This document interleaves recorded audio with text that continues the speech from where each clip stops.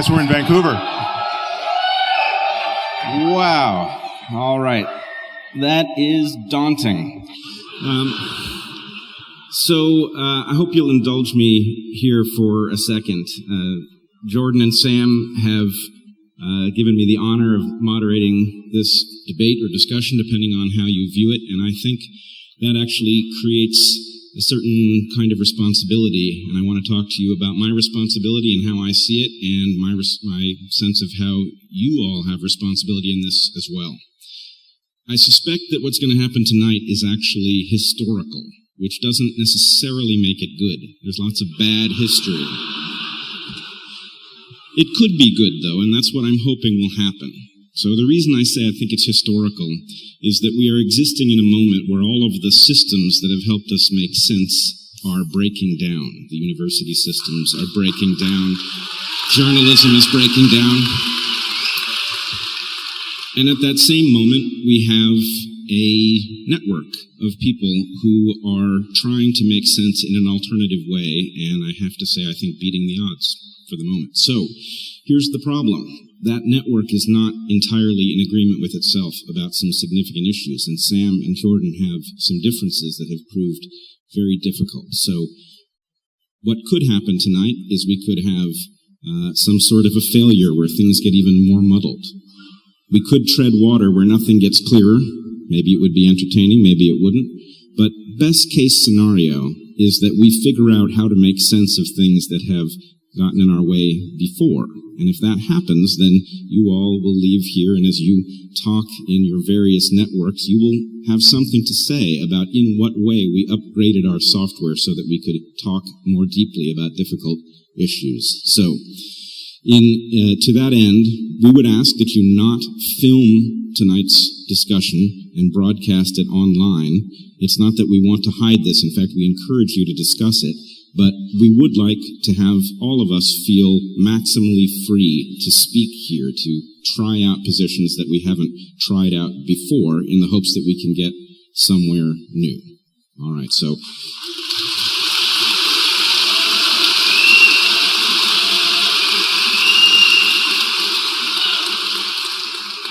I think with that, we will just put Sam and Jordan to it and see if we can head towards some of the discussions that have proved difficult in the past.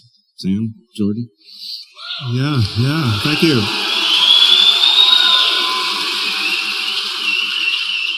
I think I'll just start by saying that when we first had the idea to do this, now some months ago, and I'm getting a little reverb here, so if you can dial down, there's a little feedback. When Jordan and I first decided to do an event together, it was after we did those somewhat ill-fated podcasts, and I joked that we would probably need a safe word for this event. So that safe word, as will come as no surprise, is lobster.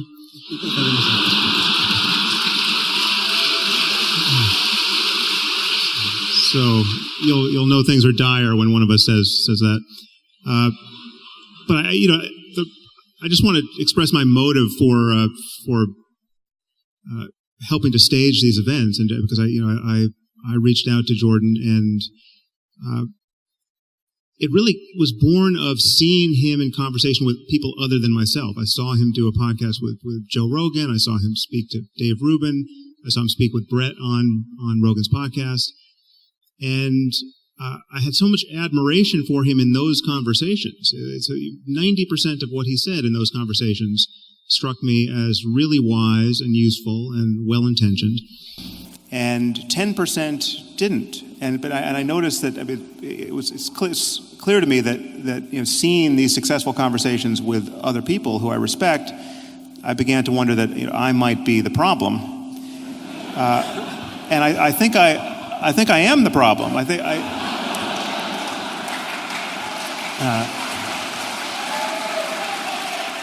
Well, before you applaud, maybe I didn't mean that quite the way you took it. I think it's a good sort of problem for Jordan to have, because it's what happens on those 10% moments and what doesn't happen that I think made our conversation so hard, and I think there is stuff to clarify between us. So I look forward to doing that, and thank you, Jordan, for agreeing to do this.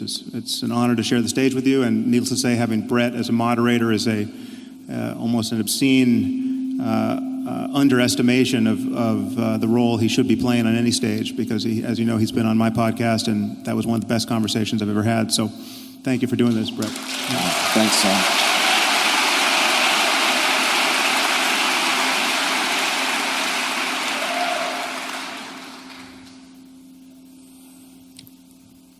All right.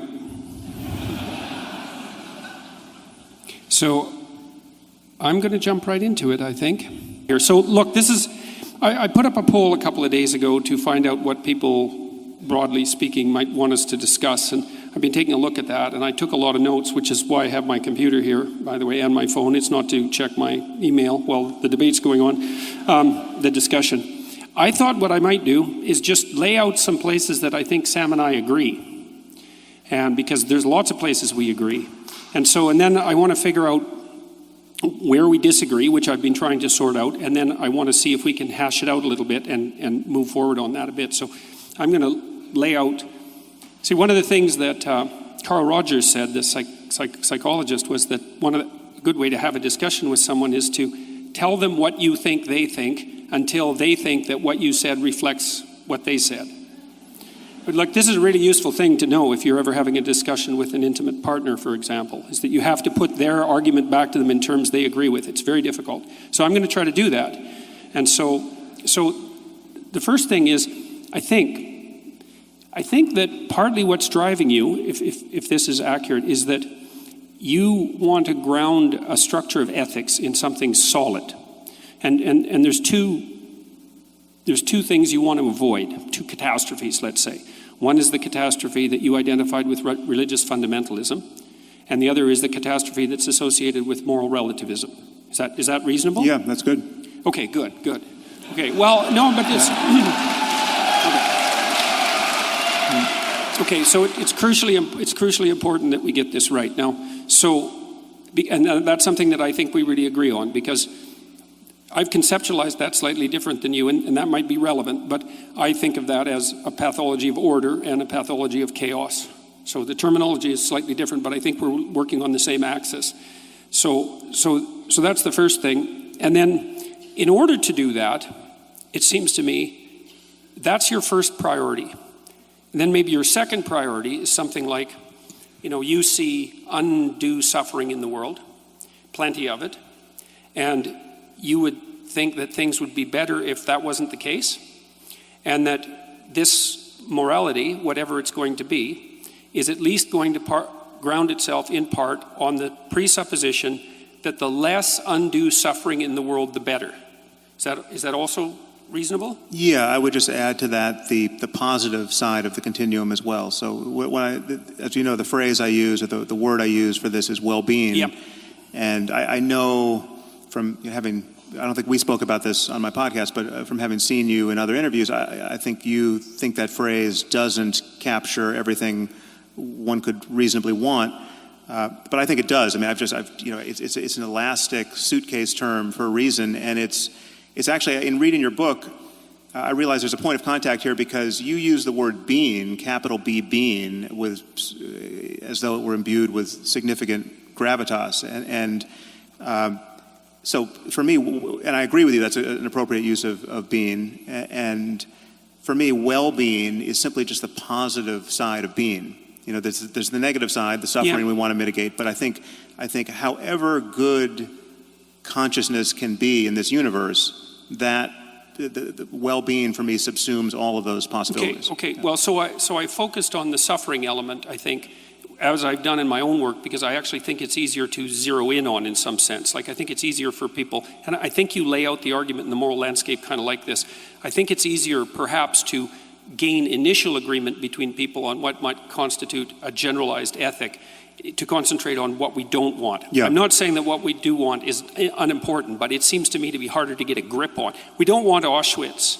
We don't want the Gulag Archipelago. So, and there are... And I would add, to just closing the door to moral relativism here, those who do want Auschwitz are wrong to want Auschwitz. I mean, it's obviously right. Auschwitz only happened because some people did want Auschwitz, not the victim side, but the perpetrator side. And so crucially for me is the claim that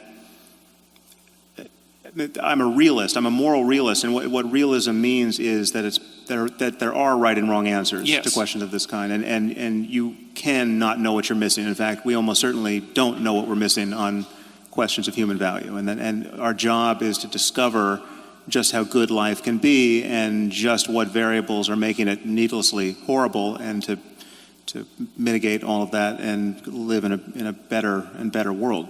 Okay. Well, so.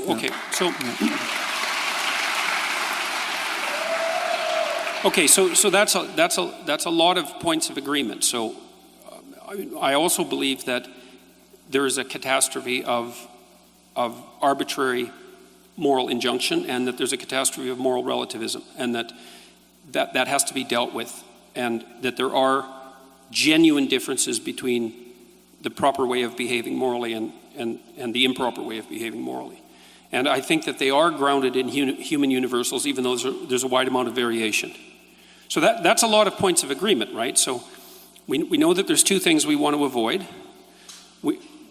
conceptually speaking, which is the moral relativism and this kind of moral absolutism that's grounded in an arbitrary statement of facts that you identify with religious fundamentalism. I would identify that with fundamentalism more generally, not with religious fundamentalism per se, because I see it also happening in secular states, let's say, like Nazi Germany or so it doesn't seem to be religious fundamentalism per se that's crucial to your argument. No, it's not. So that just to close the loop on that, the only reason why I would focus on religion in particular there is that religion is the only language game wherein fundamentalism and dogmatism is not a pejorative concept. Dogma is a good word, specifically within Catholicism, and the notion that you must believe things on faith, that is in the absence of compelling evidence that would otherwise cause a rational person to believe it, that in a religious context is considered a feature, not a bug. Elsewhere we recognize it to be a bug, and that's why the unique focus on religion. All right, so is it reasonable to assume that we've already established, at least in principle, that there's an association between the totalitarian regimes, let's say, and dogmatism, yeah. And the dogmatism that characterizes religious belief. Yeah. What do you think, although at least in principle, the secularist totalitarian states and the religious fundamentalist totalitarian states do differ in one important regard, which is that the religious types ground their axioms in God and the secular totalitarian types don't. And so there's got to be something about totalitarianism per se that's independent of, that's associated with religious belief in the manner that you just described, but that's not particularly associated with the belief in God. There's something that makes them, that's a commonality between them. And so do you have any sense of what that might be? Well, I think one has to acknowledge that there's something uniquely pernicious, at least potentially, about religious beliefs, because they have the otherworldly variable, the supernatural variable, the you're going to get everything you want after you die, so this life doesn't matter issue. That allows for a kind of misbehavior that is especially okay. So it seems that the claim would be that if you put forward axiomatically your claim that God exists, then you can use that claim to justify whatever arbitrary atrocities your system might throw off. Yeah, I guess the only point I was making there is that not all dogmas are created equal. Some dogmas are on their face more dangerous and more divisive. Right, but what I'm curious about specifically is, because it seems to me that the dogmas of the USSR and the dogmas of Nazi Germany were as pernicious as any religious dogmas, and they may also share important features with pernicious religious dogmas, but it isn't clear to me from your perspective what those commonalities would be. Well, so, I mean, in some ways you're recapitulating an argument I've made, and this is an argument that I would make against you were you to claim, as you have elsewhere, that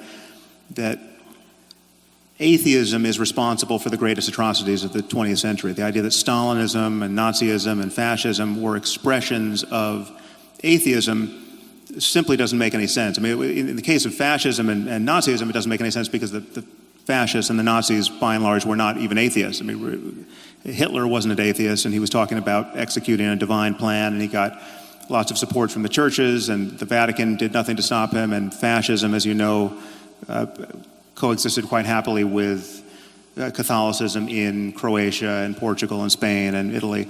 So, but even in the case of Stalin, what was so wrong with that situation were all of the ways in which it so resembled a religion. You had a personality cult, you had dogmatism that held sway to a point where apostasy and blasphemy were killing offenses. You know, the people who didn't toe the line were eradicated, and you know, so to take a more modern example, North Korea is a religious cult. It just doesn't happen to be a one that is focused on the next life or you know, supernatural claims of, so what would magic. So what would be the defining characteristics of a religious totalitarian movement that would make it different from a non-religious totalitarian movement? Well, I mean, because there's aspects that are similar. They're very similar. I mean, the problem is dogmatism. The overarching problem is believing things strongly on bad evidence.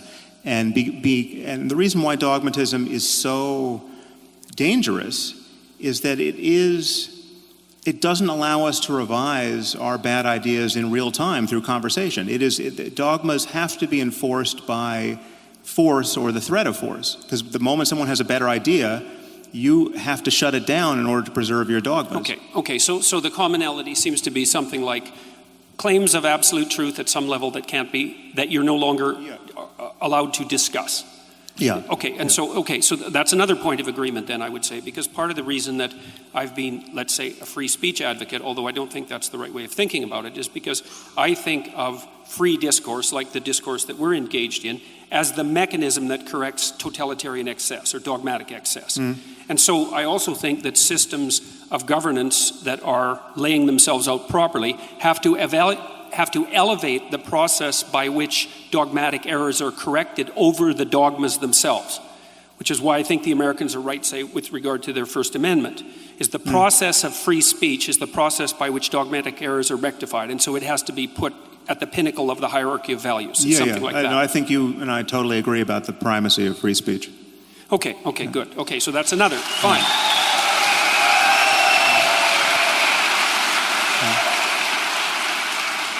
Okay, so then... Wait, I think there's one point that we should just lock in our gains here. It sounds like what you're saying is that the reason to fear religious dogma is really on the dogma side and not the religion side, which at least leaves open the possibility that something could exist over on the religion side that doesn't have that characteristic, right? That often they travel in tandem, but that the thing to fear is not the religious belief, it is the dogmatic nature of the way it is conveyed. Oh, yeah. Is that fair? The other way to say that is the only thing that's wrong with religion is the dogmatism. If you get rid of I've got no problem with the buildings and the music and the paintings and, you know. Wait a minute.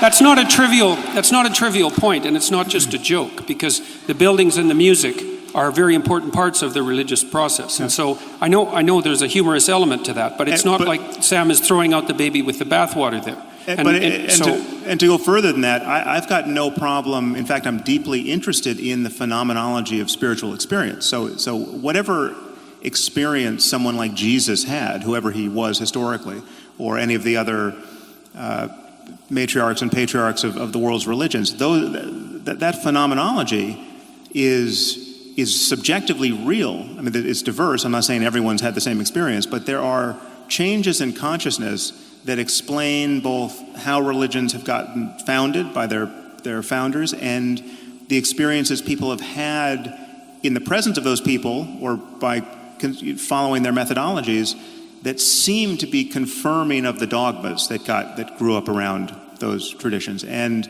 my issue is that whatever is true about us spiritually, whatever opportunity being born into this universe actually presents as a matter of consciousness spiritually, that truth has to be deeper than accidents of culture and just mere historical contingencies. The fact that somebody was born in Mesopotamia and not in China and got a different language game.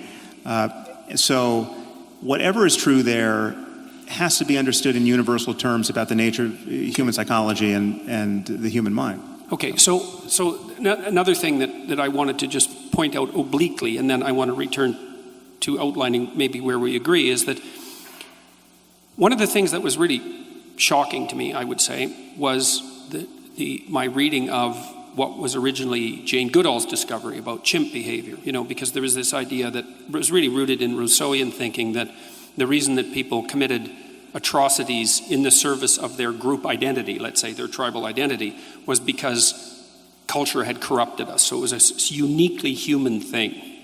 But then, of course, Goodall showed in the 1970s that the chimps at Gombe, I think I'm pronouncing that correctly, yep, would go on raiding parties, right? And so there'd be like 4 or 5 adolescent chimps, usually male, sometimes with a female in there. They would patrol the borders of their territory. If they found an interloper on the border, near the border, from another troop, even if it was a member of their troop that had emigrated, so to speak, and that they had some history with, they would tear them to pieces. And of course that was shocking to Goodall, and my understanding is she had some trepidations about publishing it, although she did. But then that's been noted repeatedly in other forms of chimp behavior. So, see, I've been really interested in the commission of atrocity in the service of belief.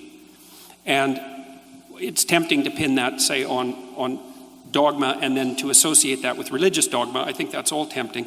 But the fact that chimps do it shows that it can't be a consequence of something like religious belief, unless you're willing to say that the reason that chimps commit atrocity in the service of their troop and their territory is because chimps are religious.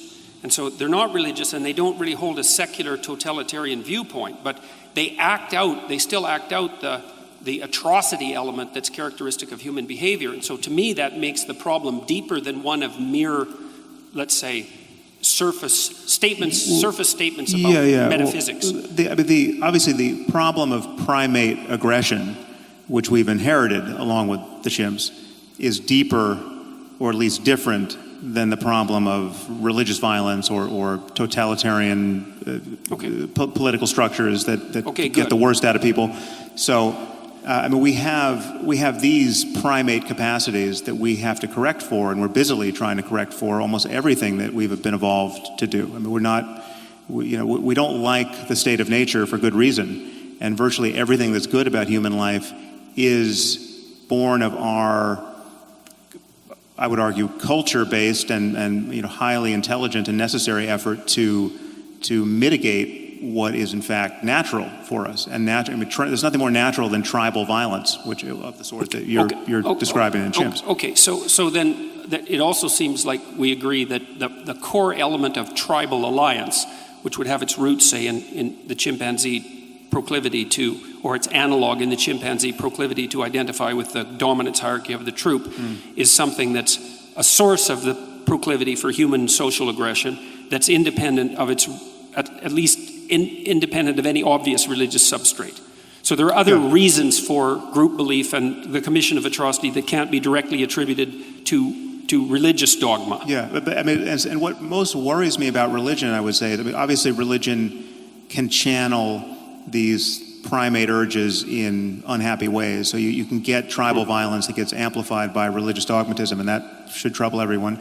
But it's not unique to religion. It's also nationalism, and it's racism, and it's all other kinds of dogmatism.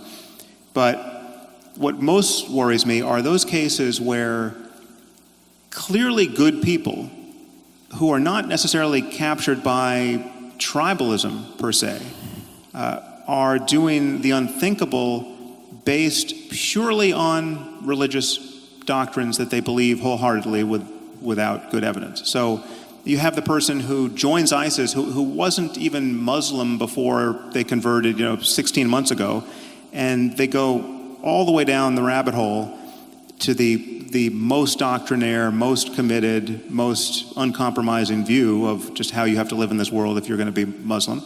And they join ISIS based on the idea that salvation only goes one way, and that dying in defense of the one true faith is the best thing that can happen to you. There's no question that there are individuals who have made that journey. In fact, there are individuals by the thousands who have made that journey. And there are far more benign versions of that. There are people who just waste their lives, I would argue, converting to whatever the belief system is, and just wasting a lot of time worrying about hell or worrying about the fact that their child is gay and the creator of the universe doesn't approve of that.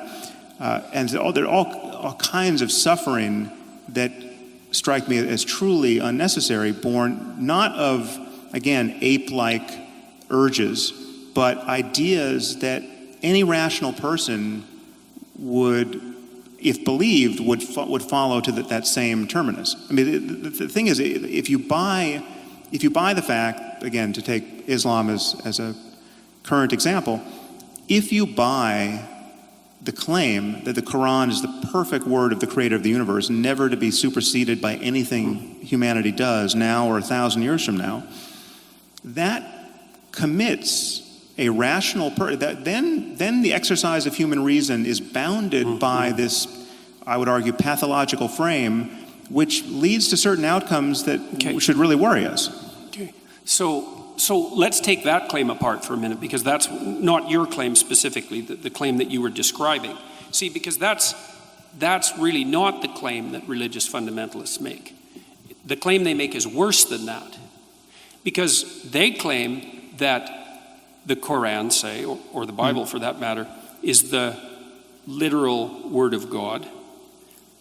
But more than that, they claim that their understanding of that word is correct, which means they conflate two things. Like, because you could imagine a situation where you had a book, and I'm not saying this is the case, it's an imaginative exercise, where you had a book that had all the answers, that was extraordinarily complicated. And so that when you read it, it wouldn't be obvious that you understood it. Or perhaps it wouldn't be obvious that you didn't understand it either. But you're not going to be able to, you can't get an uninterpreted version of the book. And so the fundamentalist claim is far worse. It's that not only is there an absolute reality, truth, embedded in the book, but that their particular take on that absolute reality is the absolute take on that book. And so they conflate their own, they make an assumption of their own omniscience and then pass that off onto God, so to speak. Except in their defense, and I don't often rise to the defense of fundamentalists, it's very easy to get there because some of the claims in the book are not at all hard to parse. In fact, many of them can only be honestly interpreted one way. So to take, again, an example that will be not inflammatory to you, but makes the point, it just says that the remedy for theft in the Quran is to cut the hands off a thief. I mean, that is the unambiguous injunction. It's not an allegory. It's not. You have to indulge some kind of tortured interpretive scheme to avoid the shocking fact that the creator of the universe thinks you should live this way for all time. And people like ISIS, this is my claim. It's just most of what is in these books, and this is what worries me about those books because they can't be edited. Most of what's in the books is clearly not the best that humanity is capable of in the ethical domain, or in the.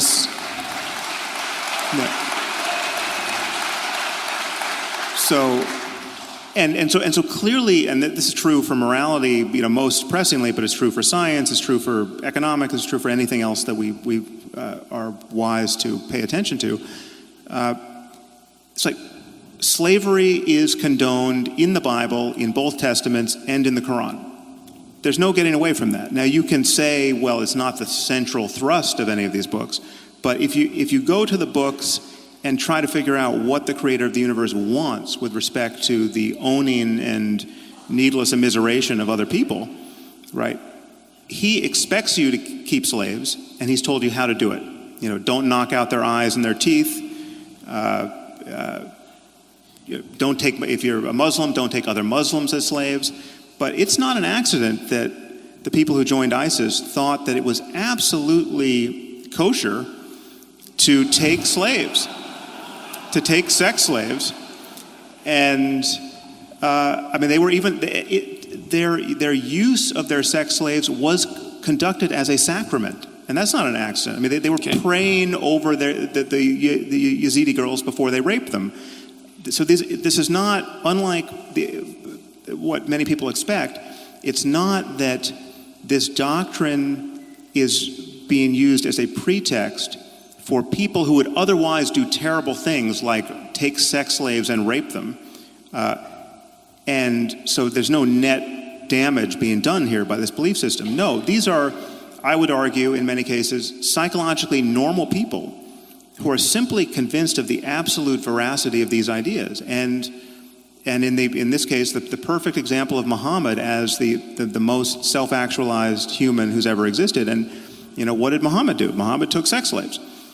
So, then once you grant that, and this is where there's a tension between, how we pursue the same goals. Like, as we've just established, we have many of the same goals. But insofar as you make religion look palatable, insofar as you suggest to your audience that they can have their religious cake and eat it too, they can have their reason, they can have their respect for science, they can have a 21st century worldview, but they can also hold on to everything they love in Christianity or fear to lose. And it's undoubtedly mostly Christianity, but whatever, any religion. My concern is that it keeps us shackled to these Iron Age philosophies and these Iron Age conversations where we should be having a 21st century conversation about everything, ethics included. Okay, so...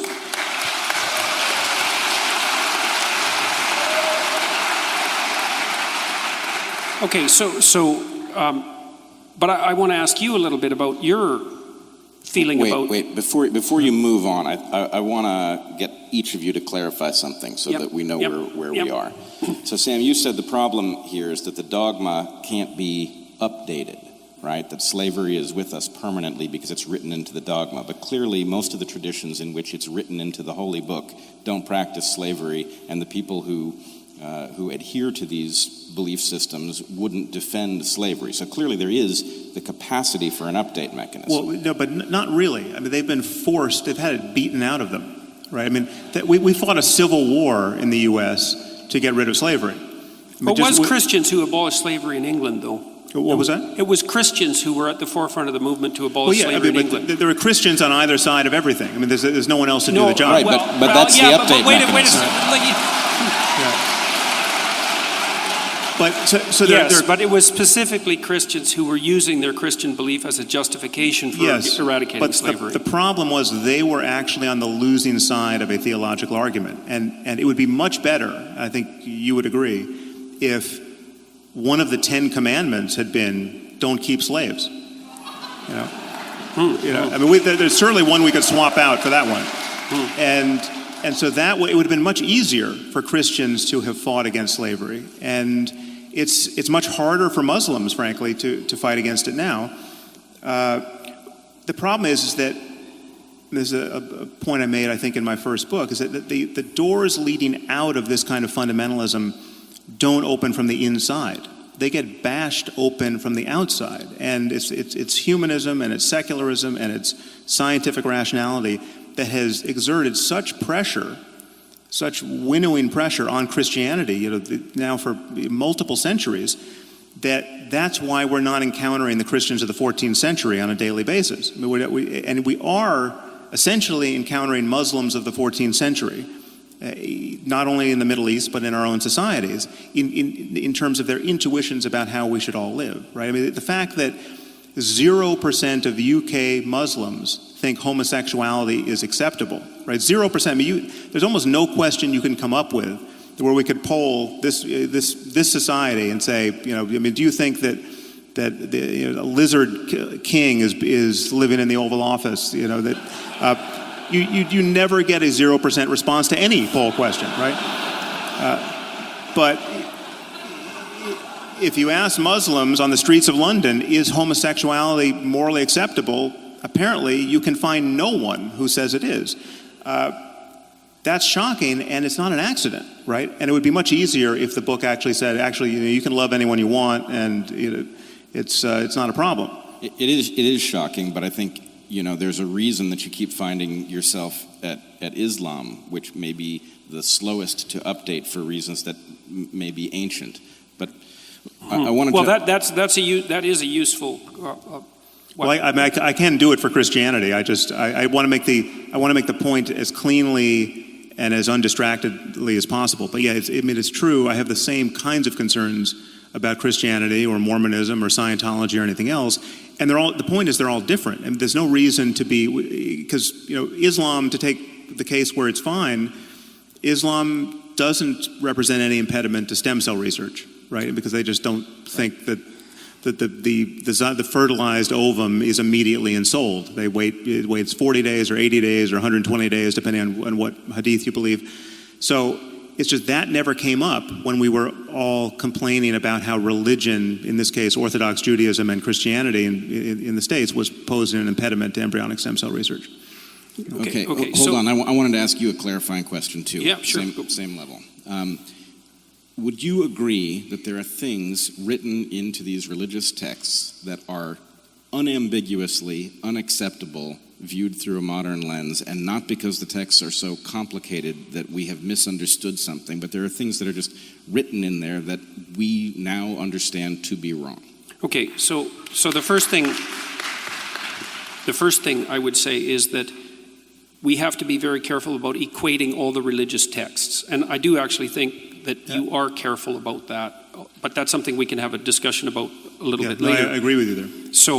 So because, for a lot of my life, I would say, more interested in the universal truths expressed in religious belief across different cultures.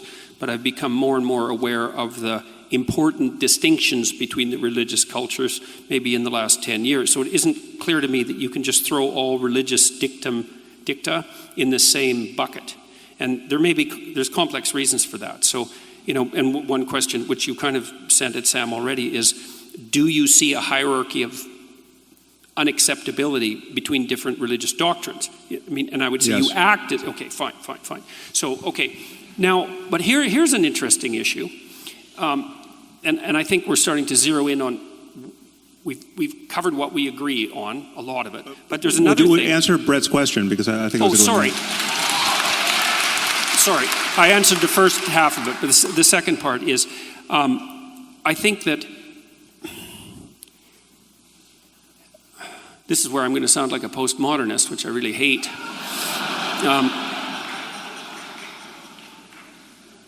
I would say, sentence by sentence, yes, you're correct. Paragraph by paragraph, perhaps. But here's the problem with complicated texts, especially ones that actually constitute narratives. So imagine this. So imagine you're at a movie, and it's a movie with a twist at the end. And so the entire movie is set up to make you think one particular way and to have one set of experiences. But when you put the twist in at the end, it changes the entire structure. And so this is one of the complex problems that actually led to the rise of postmodern interpretations of literature, which is that if you take a complex narrative, there's a very large number of ways of interpreting it, and it isn't self-evident which of those are canonically correct. And we can deal with that horrible issue later, but it's a good objection, and it's true. And what it does is it makes these sorts of things quite complicated, because in the Bible is a series of books, and they had influence on one another, and they were sequenced with a very complex editorial process, and there's actually a developmental narrative that links all the chapters together. And what that means, this is, at least I'm going to speak from the perspective, or in terms of analysis of the Christian Bible, what it means is that you have to read the beginning as if it's also influenced by the end, which is what, by the way, and in case you think that I'm weaseling around here, and I'm not, is that's exactly what you do every time you read any story, any work of fiction. You say, well, you're not claiming that the Bible is a work of fiction. It's like, that's just a cheap objection. That's not my point. My point is that it's a narrative. And everything in a narrative is conditioned by all the rest of the things in the narrative. And it's well known, like if you're a screenwriter, for example, there's an old dictum, I don't remember who generated it, was one of the great Russians, that if there's a rifle lying on a table in the first scene, that it better be used by the end of the second scene, or it shouldn't have been there at all. So there's this coherence. I'm looking for the rifle in your answer to this question, though, because I want it to be used. My point is that it isn't reasonable to take a single sentence out of a coherent narrative and say that stands on its own, or it's rarely reasonable, because you have to interpret the word in the sentence and the sentence in the paragraph and the paragraph in the chapter and the chapter in the context of the entire book. You have to do that.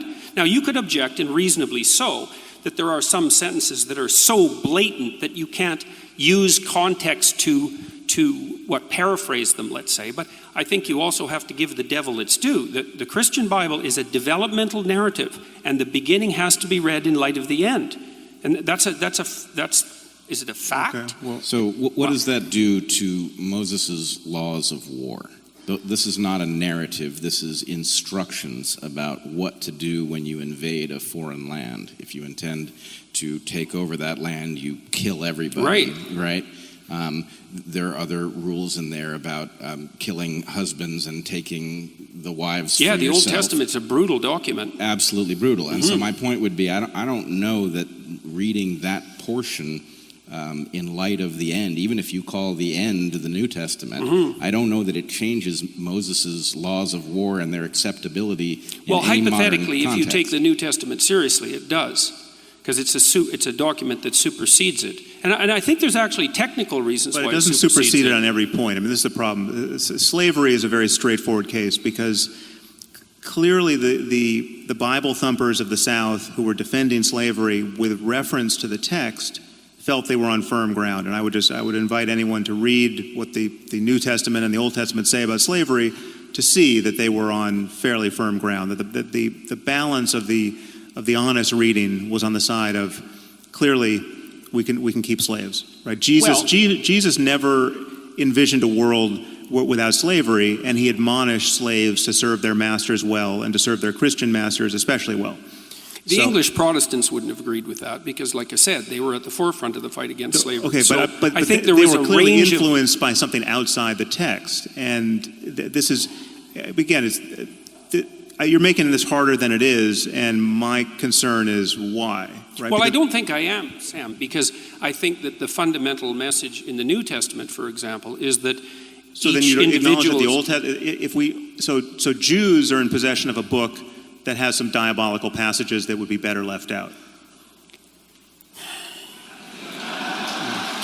You're not going to offend me. I'm Jewish. It's not like look, in the Old Testament itself, in the Jewish Bible, there's also the seeds of the same tension. So, for example, there's a tension, and this should be a tension that's of interest to you, because you've stated quite clearly in your book, in the Moral Landscape, that you don't want to throw the baby out with the bathwater with regards at least to religious phenomenology. You said that, for example, I still consider the world's religions to be mere intellectual ruins maintained at enormous economic and social cost, but now I understood that important psychological truths could be found in the rubble. Well, I'm trying to find the important psychological truths in the rubble. But we have to decide also if we agree about that. Like, are there important psychological truths to be found in the rubble? Oh, absolutely. Okay, But the problem with Revelation, this notion of Revelation, this notion that some books weren't written by smart people, they were written by God, confines you to taking the whole text, even though this text was cobbled together over centuries, and for whole centuries, some books were in the New Testament and then they got thrown out centuries later, and some books weren't in and then got put in. So it's an all too human process that got us these books in the first place. But once they were set, the believers imagine that you're stuck with every passage. And there are passages in the Old Testament that tell you to stone a girl or a woman who's not a virgin on her wedding night, take her to her father's doorstep and stone her to death, right? And where you find... We can probably agree that those are wrong. So there's another point of agreement. But you don't have to read the book to the end to know that it's wrong. I mean, you can get that from the paragraph.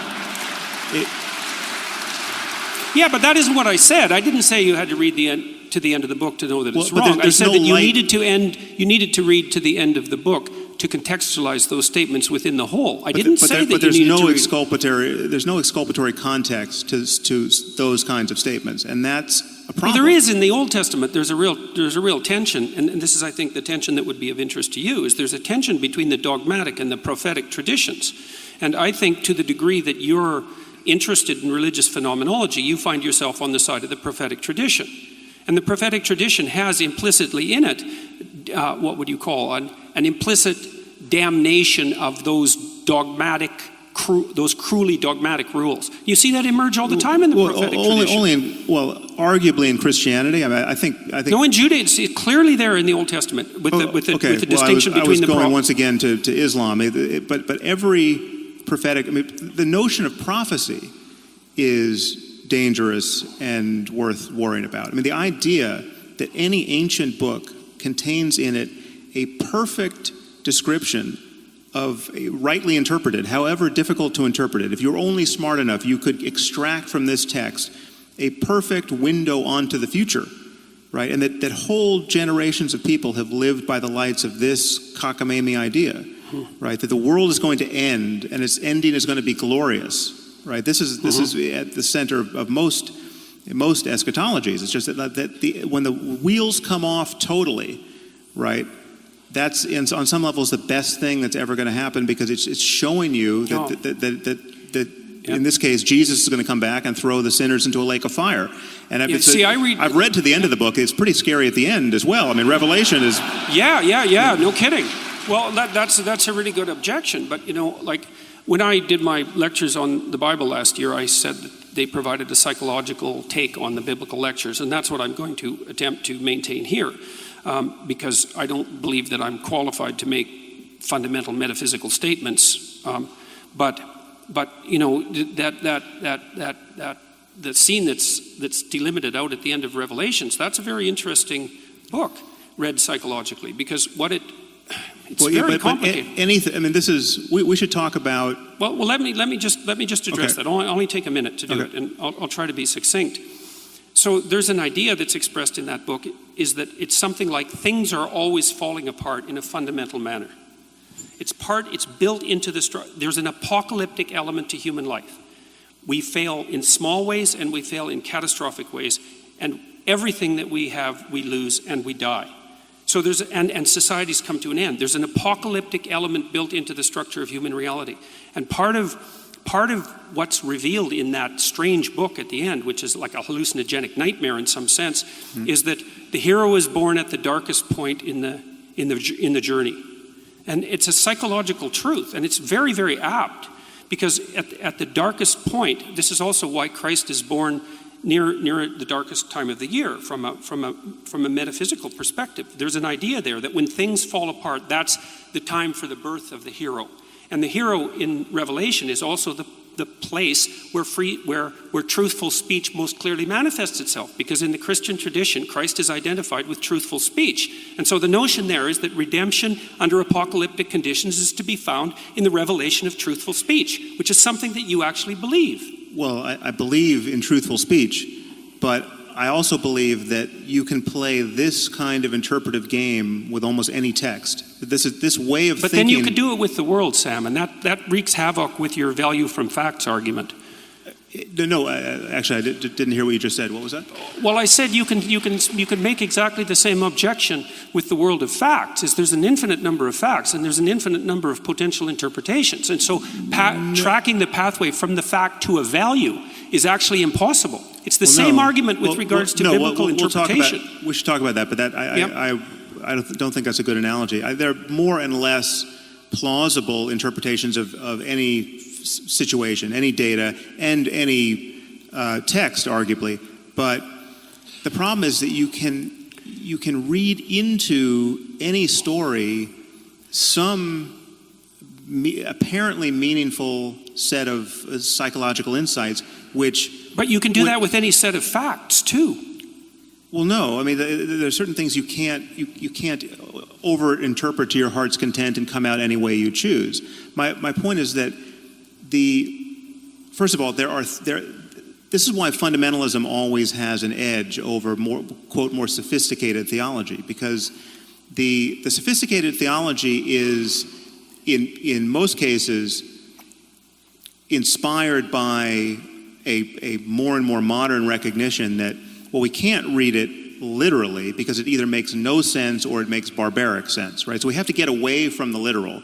And the more you get away from the literal, the more you are unconstrained by the text, and you can just broadcast on it anything you want to put there. And so, you know, the literal, there's no question that most generations of Christians who read Revelation expected the world to end in some literal sense of this kind of phantasmagoria. I mean, there was going to be a beast, and it was. I mean, this. It's, you know, undoubtedly they thought this was going to happen in their own time, you know, under Rome. But this is you know, if you're going to go purely literary on any of these texts, on some level, you're playing tennis without the net. You're unconstrained by the text, and you can do with it more or less anything you want. But isn't that argument working at cross purposes with your other argument about dogma? Because no, because it's always tempting. First of all, there are lines that do not announce that they're susceptible to that interpretation. I mean, yes, you can say, listen, Allah does not want us to cut the hands off of thieves. He just, you know, he meant cut the hand of their volition rather than their actual hands, right? So you're constraining them rather than cutting. Now, sure, undoubtedly there was some Muslim somewhere who wants to interpret it that way, but it gets harder and harder the clearer the line is. And the problem with all of these texts is that there are so many principles. Again, I mean, so to read Revelation any way you want, it is still a problem that it is perfectly rational on the basis of reading that text to expect the world to end and for Jesus to be the only savior of it.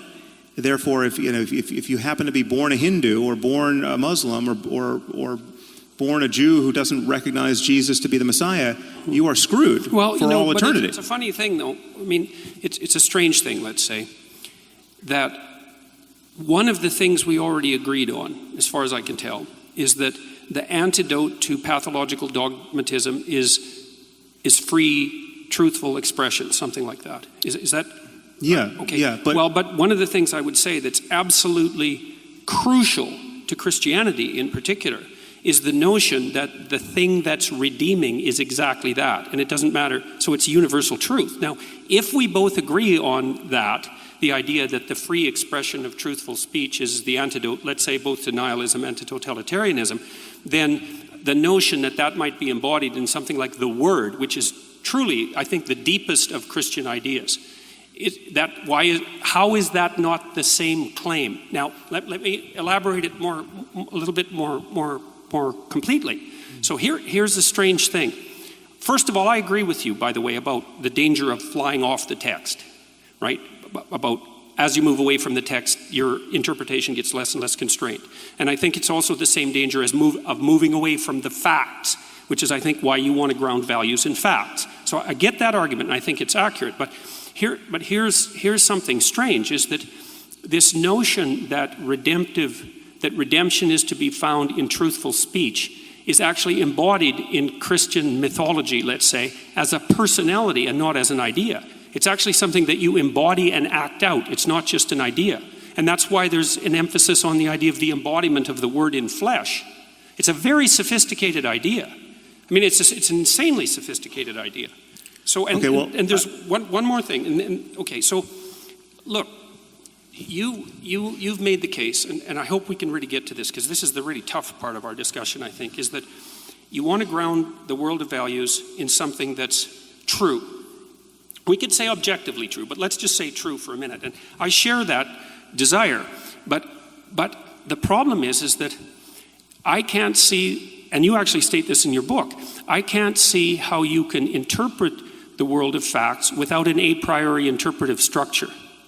And this is an old philosophical claim. It's not unique to me. It's the claim of Kant, for example, that you can't get directly from the fact to the value because there's an interpretive framework that mediates between you and the facts. So first of all, I'd like to know if you accept that proposition. And then the second question would be, If you do accept the proposition, then what's your understanding of the nature of the interpretive framework? Because I think it's best understood, at least in part, as a personality, or as a story for that matter. So, well, I think our intuition of truth, the intuition that there's a difference between fact and fiction, or fact and fantasy, the intuition that we live in relationship to a common reality about which our understanding can converge, provided we're looking in the same direction with the same tools. I think it's certainly deeper than religion. It's not best captured by stories.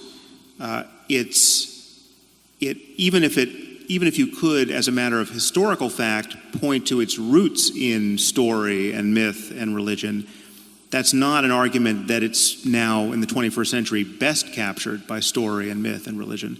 I think it is a fundamental intuition to which our sanity, both personally and intersubjectively, is anchored. I mean, to lose a sense of objective reality is to lose the platform on which you can communicate with anyone and or rationally expect anything to happen a moment from now. To think that your memory represents something about a prior state of the world and your beliefs represent something about a possible state in the future, all of this is anchored to a sense that there's a difference between knowing something really and just imagining it, right? There's a difference between perception and hallucination. All of these distinctions are born of this intuition. I think we have fundamental intuitions which are either impossible to analyze or can be analyzed with respect to only other intuitions, which we deem more rudimentary, upon which everything else we do as a matter of knowledge gathering and sense making is built. So the intuition that 2 + 2 makes 4, right? You at some point you learn basic arithmetic, and you learn what addition is, and it's demonstrated to you with objects, and you're shown you take 2 apples, and you take 2 more apples, and then you have 4 apples. Look, just count them. The intuition that can be generalized to any 4 objects, right? That it's not just a fact about apples, right? This is something that we are clearly designed to have. There are places where it might break down, right? It might break down at the quantum level. It might break down in areas where our intuitions fail. We recognize those failures in science and mathematics by recourse to other intuitions, which again are unanalyzable. But so there is just this fact that we do pull ourselves up by our bootstraps, and that's not embarrassing. I mean, so what's the difference between and I'm not trying to trap you here. I'm seriously not. So there might be mathematical intuitions, a prioris, let's say. Kant identified time and space as a priori intuitions. Right. But I think there's a third category of a priori intuitions that are in fact stories, or they're personalities or stories. So let me give you an example. So I'm going to do a quick rereading of the moral landscape. So because, see, you talk about G.E. Moore's argument of infinite regress. If you claim that something's good and you equate it with something, you can also ask infinitely why the thing you're equating it with is good. Now, it seems to me that the way that you step out of that argument, and correct me if I'm wrong here, is you tell a story. I'm not trying to be smart about that. You tell 2 stories. You tell a story about someone who has an absolutely terrible life. They're in a jungle where nature is trying to kill them all the time, and while they're trying to be killed by nature, while nature is trying to kill them all the time, horrible barbaric thugs are making their life miserable in every possible way. Okay, so that's one pole, let's say. And then another pole, you identify, and these are hypotheticals, so I guess they're fictions. That's one way of thinking about it, even though they're extracted from real situations. They're meta-fictions, they're meta-truths, that's another way of thinking about it. You contrast a good life, and that's a life where the person has enough to eat and enough shelter, and they have the things that you would expect people to want. You say, this is a bad life, and you say, this is a good life. And then you say and then you make a side move, which I would say is that's an objectively verifiable fact. I would say, I don't think it is an objectively verifiable fact. I think it's a fundamental moral claim. And I think that's where you put your stake in the ground. And I would say, when I read that, I thought, well, if you take your jungle story, which you've extracted from a bunch of horrors and compiled, and you take your positive story, which you've extracted from a bunch of horrors, or a bunch of quasi-utopias, let's say, and compiled, you're 2/3 of the way to a landscape of hell and heaven. Right. Well, so then why not continue the abstraction and say, look, what we're really trying to avoid here is hell. Oh, yeah. What we're really trying to move towards is heaven. Yeah, but as soon as you do that, you're in a religious landscape. No, but my name for hell is...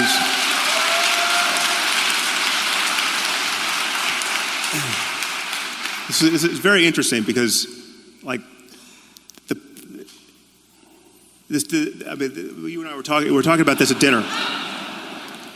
We were talking about this at dinner and how the overlap or lack of overlap between our audiences. And so, like, I just heard from your audience there, and you might have heard from the odd convert. But what's amazing to me is, so, like, I have to do some work to figure out what point they think you made.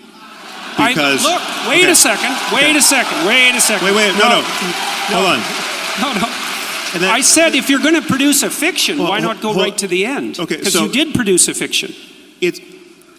You can tell stories by way of communicating certain ideas. I mean, that's obviously. I'm not saying stories aren't incredibly powerful and useful and inevitable, right? It's like Wait, I think you are. You might not be saying that they're not inevitable, but you are debating their utility and power. Because you said that you don't need the story as an intermediary. I'm not. So now we have a few doors open here, which I think we should extract the most out of these areas that we've touched and not run on to something else. So I think there's,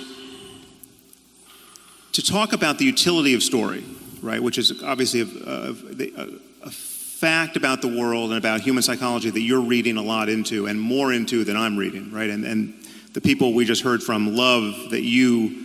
Well, maybe I'm reading more into it than you are. I'm not sure about that. But you talk a lot about the primacy of stories, and you are trying to get me to admit that even I helplessly resort to storytelling to make my points, right? Well, you did there. I think this is a good place for us to, and I don't want us to get bogged down, but I think it's a good place for us to touch this topic of the distinction between literal and metaphorical truth, which you might want to introduce it, but because that in my mind that covers this different emphasis on stories.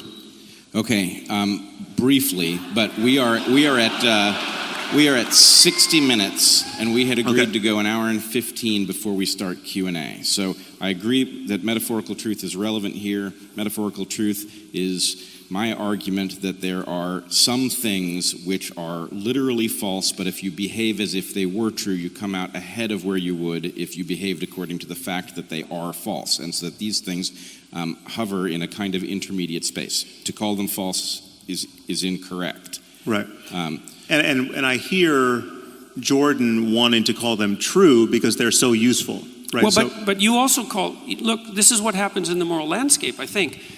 Tell me why I'm wrong, because I'm really trying to understand it.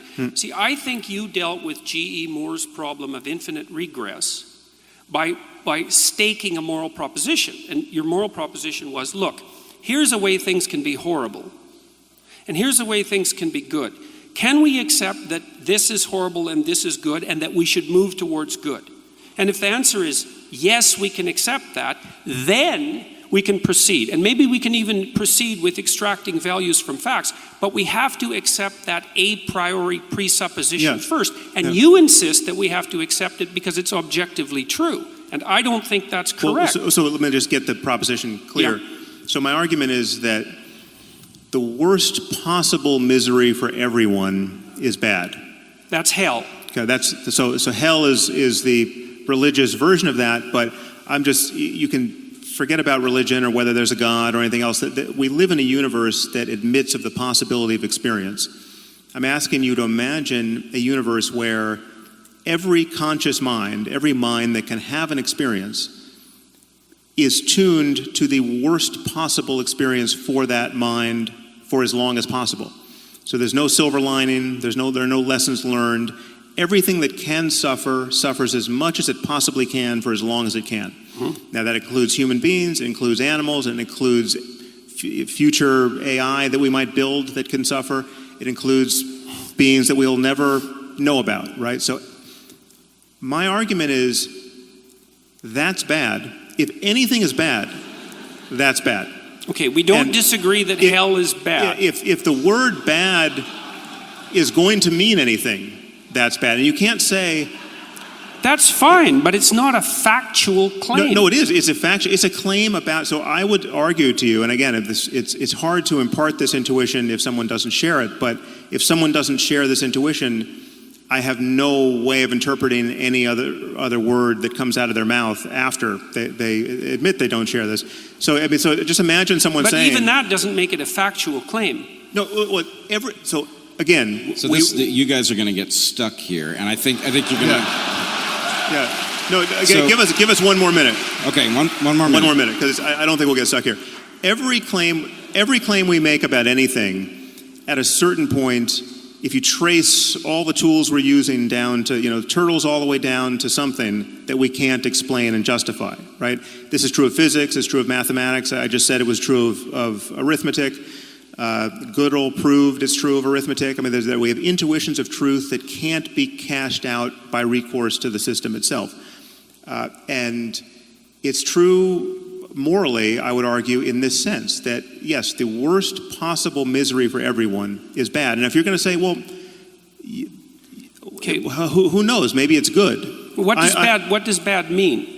What bad means that... Again, you guys are going to get stuck. Let me try to help. It's okay. Really.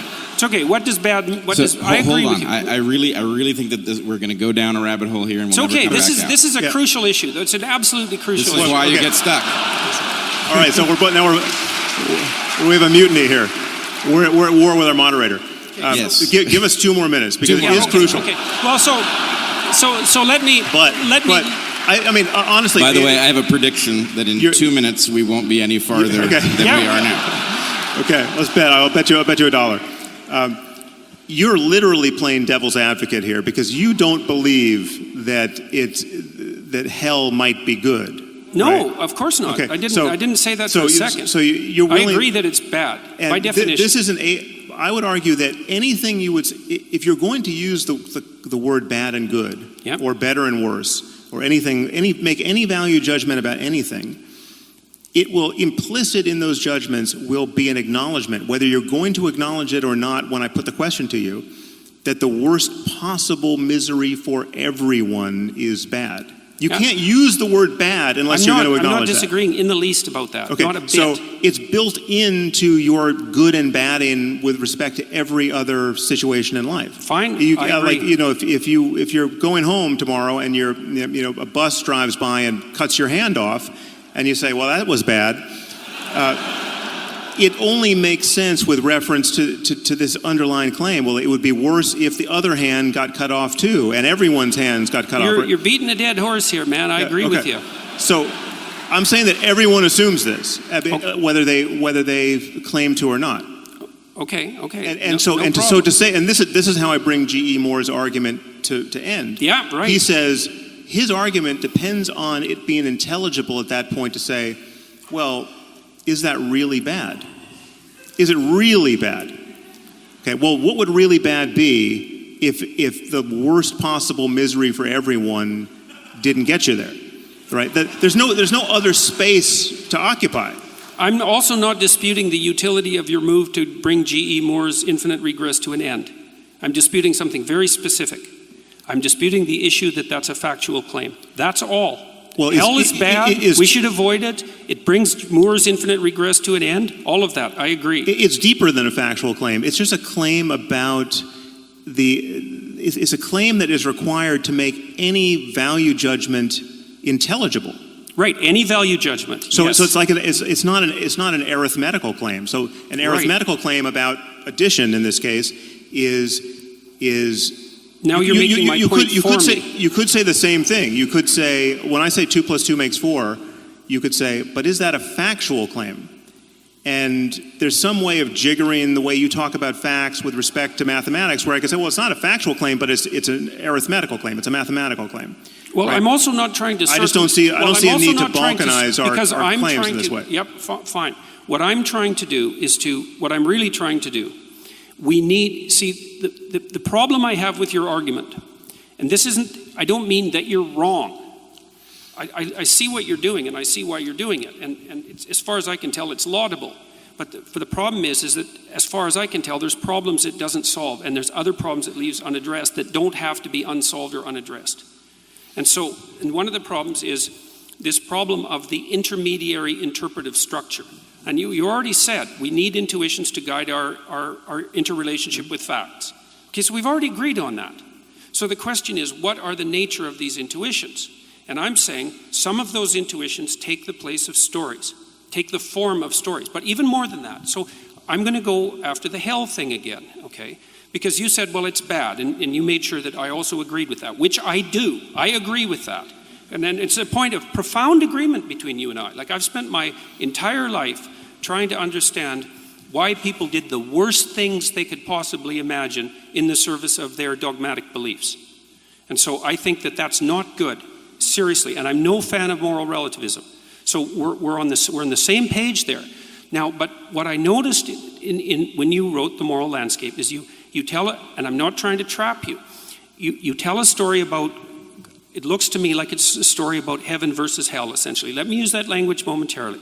But it's also a story about good versus evil. And this is why, is because the question is, what's bad about hell? Now, you say the suffering. It's like, fair enough, man. True enough, but not true enough. So in Dante's vision... What's also bad about hell?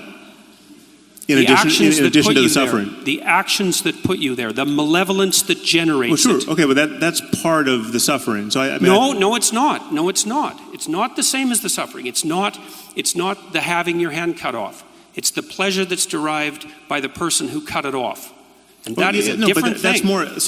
But that's part of my picture. Well, but wait, it's an important. The distinction is important. For example, but Jordan, my picture of the moral landscape includes all of this. It includes everything that, and this is why I don't readily answer to the name of utilitarian or consequentialist, because the way those views tend to be taught, they tend to take as in the tally of consequences, you leave out the psychological implications of being the sort of person who would have sought those consequences or behaved that way, right? So I would grant you, and I'm explicit about this whenever I talk about this, that part of the picture of any consequentialist discussion of well-being it's everything about the human mind and social relationships and societies born of all the individuals living together.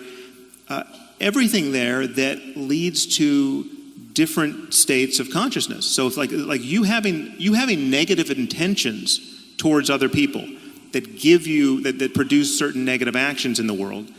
Those intentions themselves are part of the consequential picture. Those intentions themselves close the door to certain kinds of positive mental states that you don't have. Let's say you don't have compassion because you wake up every morning just trying to figure out how to manipulate people. Well, not being able to feel compassion for other people is a bad thing for many reasons we could adduce. And yet the usual consequentialist picture just looks at what's happening out in the world in terms of the body count, and that's not,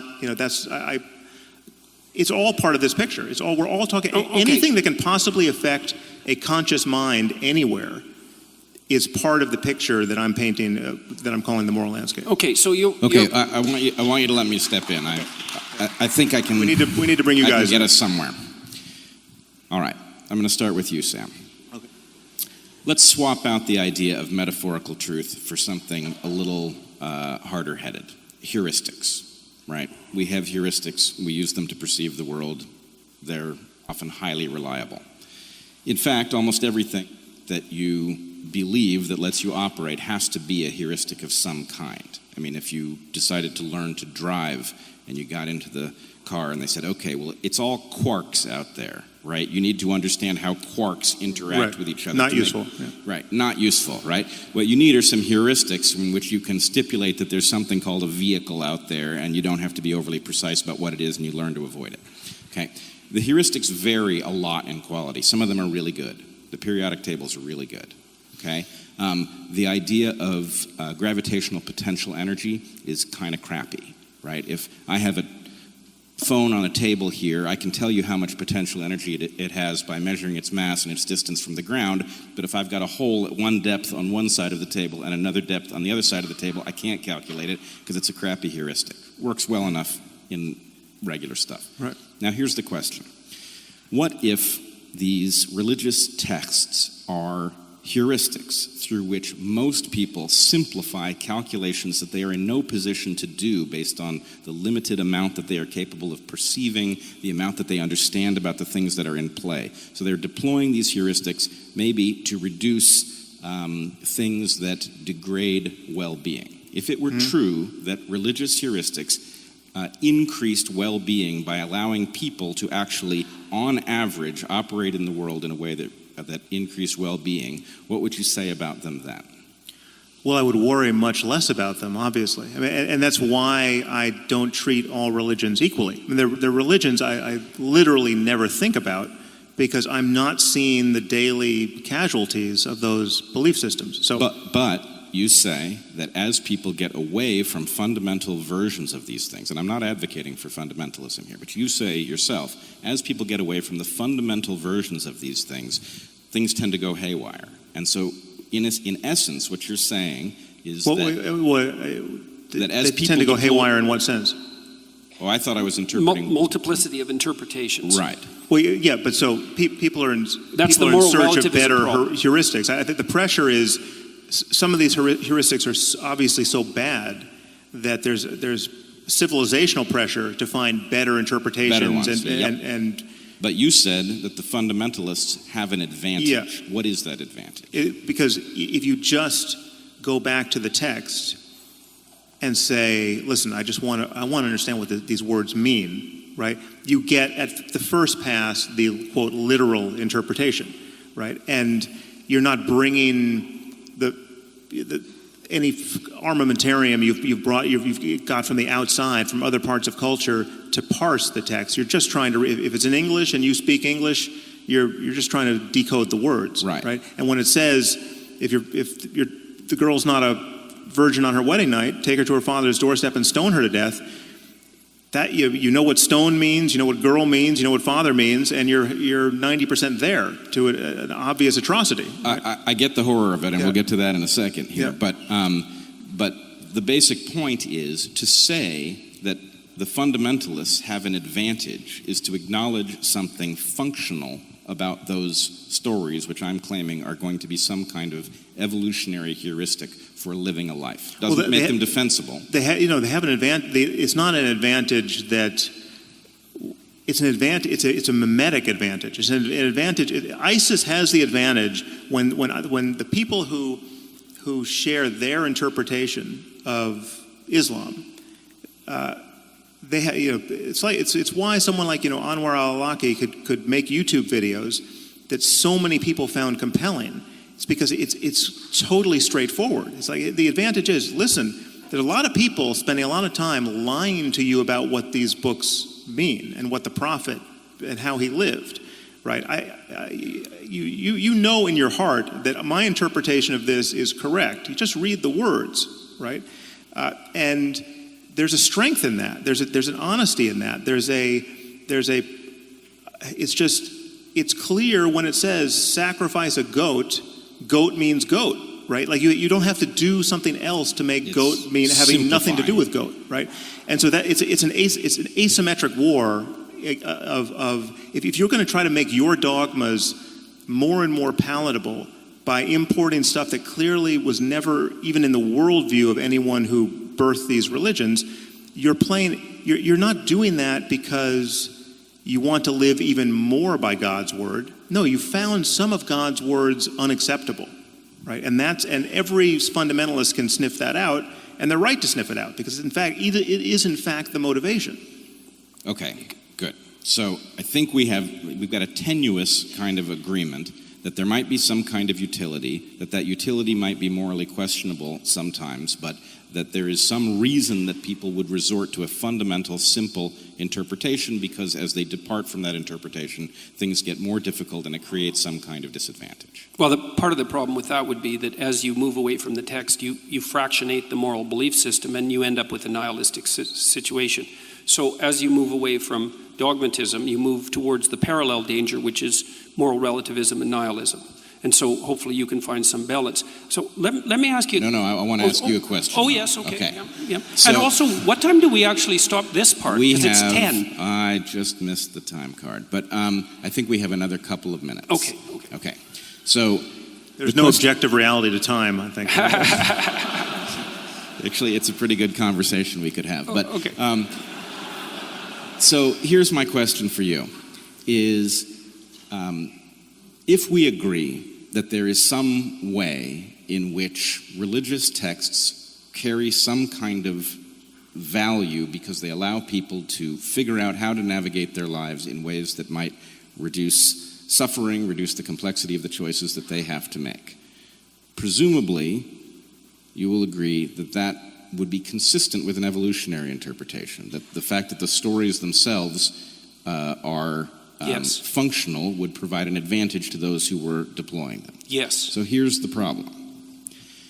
Isn't it then also true that those stories are responsive to past environments? And so the claim that these things might be timeless would be suspect. And yes. in fact, you would expect a spectrum of durability. Some stories would be right in a brief moment. And, yes. Okay. All that's true. All that's true. So far, so good. Well, so far, so good. This is actually, I think, quite excellent then, because what we have is a recognition that there is something to these belief systems that has to do with practical realities in the past, and we also have an acknowledgement that we cannot trust in these things based on simple faith, because even if they can be certain to have worked at some point in the past, we don't know what their relevance is to the present. Right. Okay. Fair enough. All right.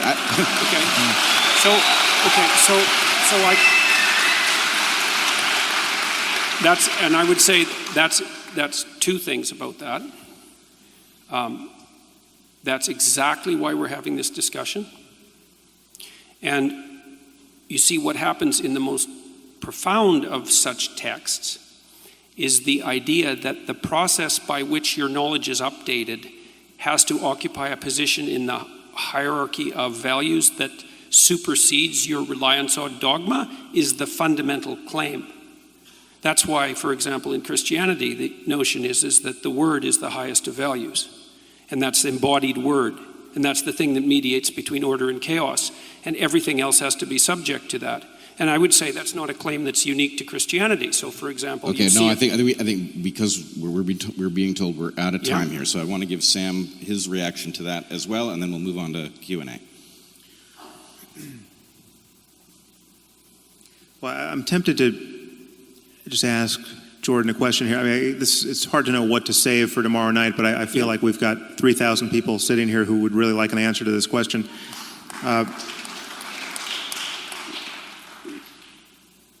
You say you believe in God.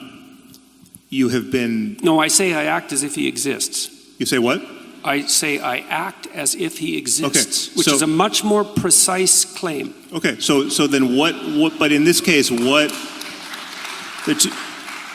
So you act as though God exists. Yep. And in addition, I've heard you say that I act as though God exists, that I can't really be an atheist. So far it seems that. Right, yeah.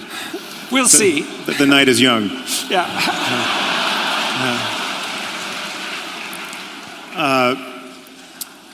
So in that sense, I'm not really an atheist. I've heard you say this. So that well, some of you is.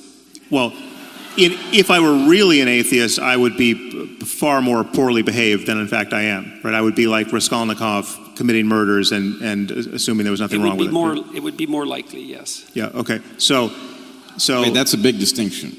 I need to know. Would be more likely. What was that? It's a big distinction. That you would is very different than it would be more likely. Taking the safety off the gun is not the same thing as shooting it. right? Yeah. The temptations laid open to Raskolnikov would be more at hand. Okay. Just as they were to him.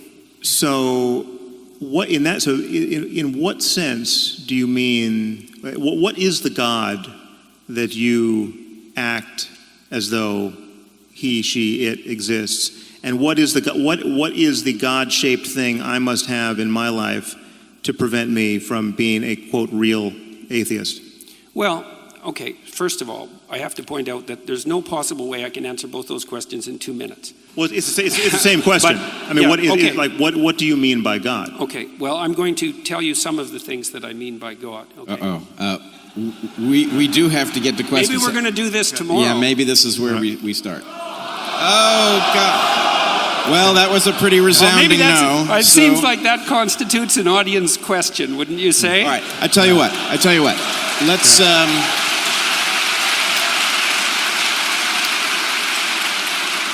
let's do this, but let's be deliberate about time. Okay. Well, I'm going to read some things that I wrote because it's so complicated that I'm not sure that I can just spin it off the top of my head, and so you'll have to excuse me. So, and what I'm going to do is sort of paint a picture by highlighting different things. So now I already made one point here. I made the point that part of the conception of God that underlies the Western ethos is the notion that whatever God is expressed in the truthful speech that rectifies pathological hierarchies. And that isn't all it does. It also confronts the chaos of being itself and generates habitable order. That's the metaphysical proposition. And that's best conceptualized as at least one element of God. And so I would think about it as a transcendent reality that's only observable across the longest of time frames, the longest of iterated time frames, to your point. So here's some propositions, and they're complicated, and they need to be unpacked. So I'm just going to read them, and that'll have to do for the time being. So God is how we imaginatively and collectively represent the existence and action of consciousness across time, as the most real aspects of existence manifest themselves across the longest of time frames, but are not necessarily apprehensible as objects in the here and now. So what that means in some sense is that you have conceptions of reality built into your biological and metaphysical structure that are a consequence of processes of evolution that occurred over unbelievably vast expanses of time, and that structure your perception of reality in ways that it wouldn't be structured if you only lived for the amount of time that you're going to live. And that's also part of the problem of deriving values from facts, because you're evanescent and you can't derive the right values from the facts that portray themselves to you in your lifespan, which is why you have a biological structure that's like 3.5 billion years old. So God is that which eternally dies and is reborn in the pursuit of higher being and truth. That's a fundamental element of hero mythology. God is the highest value in the hierarchy of values. That's another way of looking at it. God is what calls and what responds in the eternal call to adventure. God is the voice of conscience. God is the source of judgment and mercy and guilt. God is the future to which we make sacrifices and something akin to the transcendental repository of reputation. Here's a cool one if you're an evolutionary biologist. God is that which selects among men in the eternal hierarchy of men. So, men arrange themselves into hierarchies, and then men rise in the hierarchy. And there's principles that are important that determine the probability of their rise, and those principles aren't tyrannical power. They're something like the ability to articulate truth and the ability to be competent and the ability to make appropriate moral judgments. And if you can do that in a given situation, then all the other men will vote you up the hierarchy, so to speak, and that will radically increase your reproductive fitness. And the operation of that process across long expanses of time looks to me like it's codified in something like the notion of God the Father. It's also the same thing that makes men attractive to women, because women peel off the top of the male hierarchy, and the question is what should be at the top of the hierarchy, and the answer right now is tyranny as part of the patriarchy, but the real answer is something more like the ability to use truthful speech in the service of, let's say, well-being. And so that's something that operates across tremendous expanses of time, and it plays a role in the selection for survival itself, which makes it a fundamental reality. Jordan, can I just cut in here with one question? I'll stop with that for now.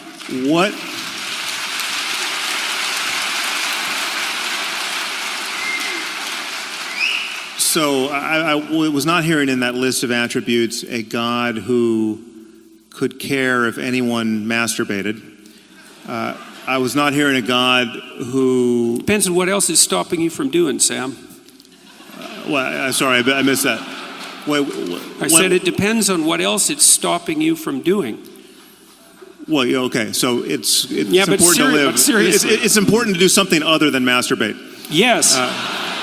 Yes, which actually constitutes a problem for many people. Which is harder than it sounds. Yeah.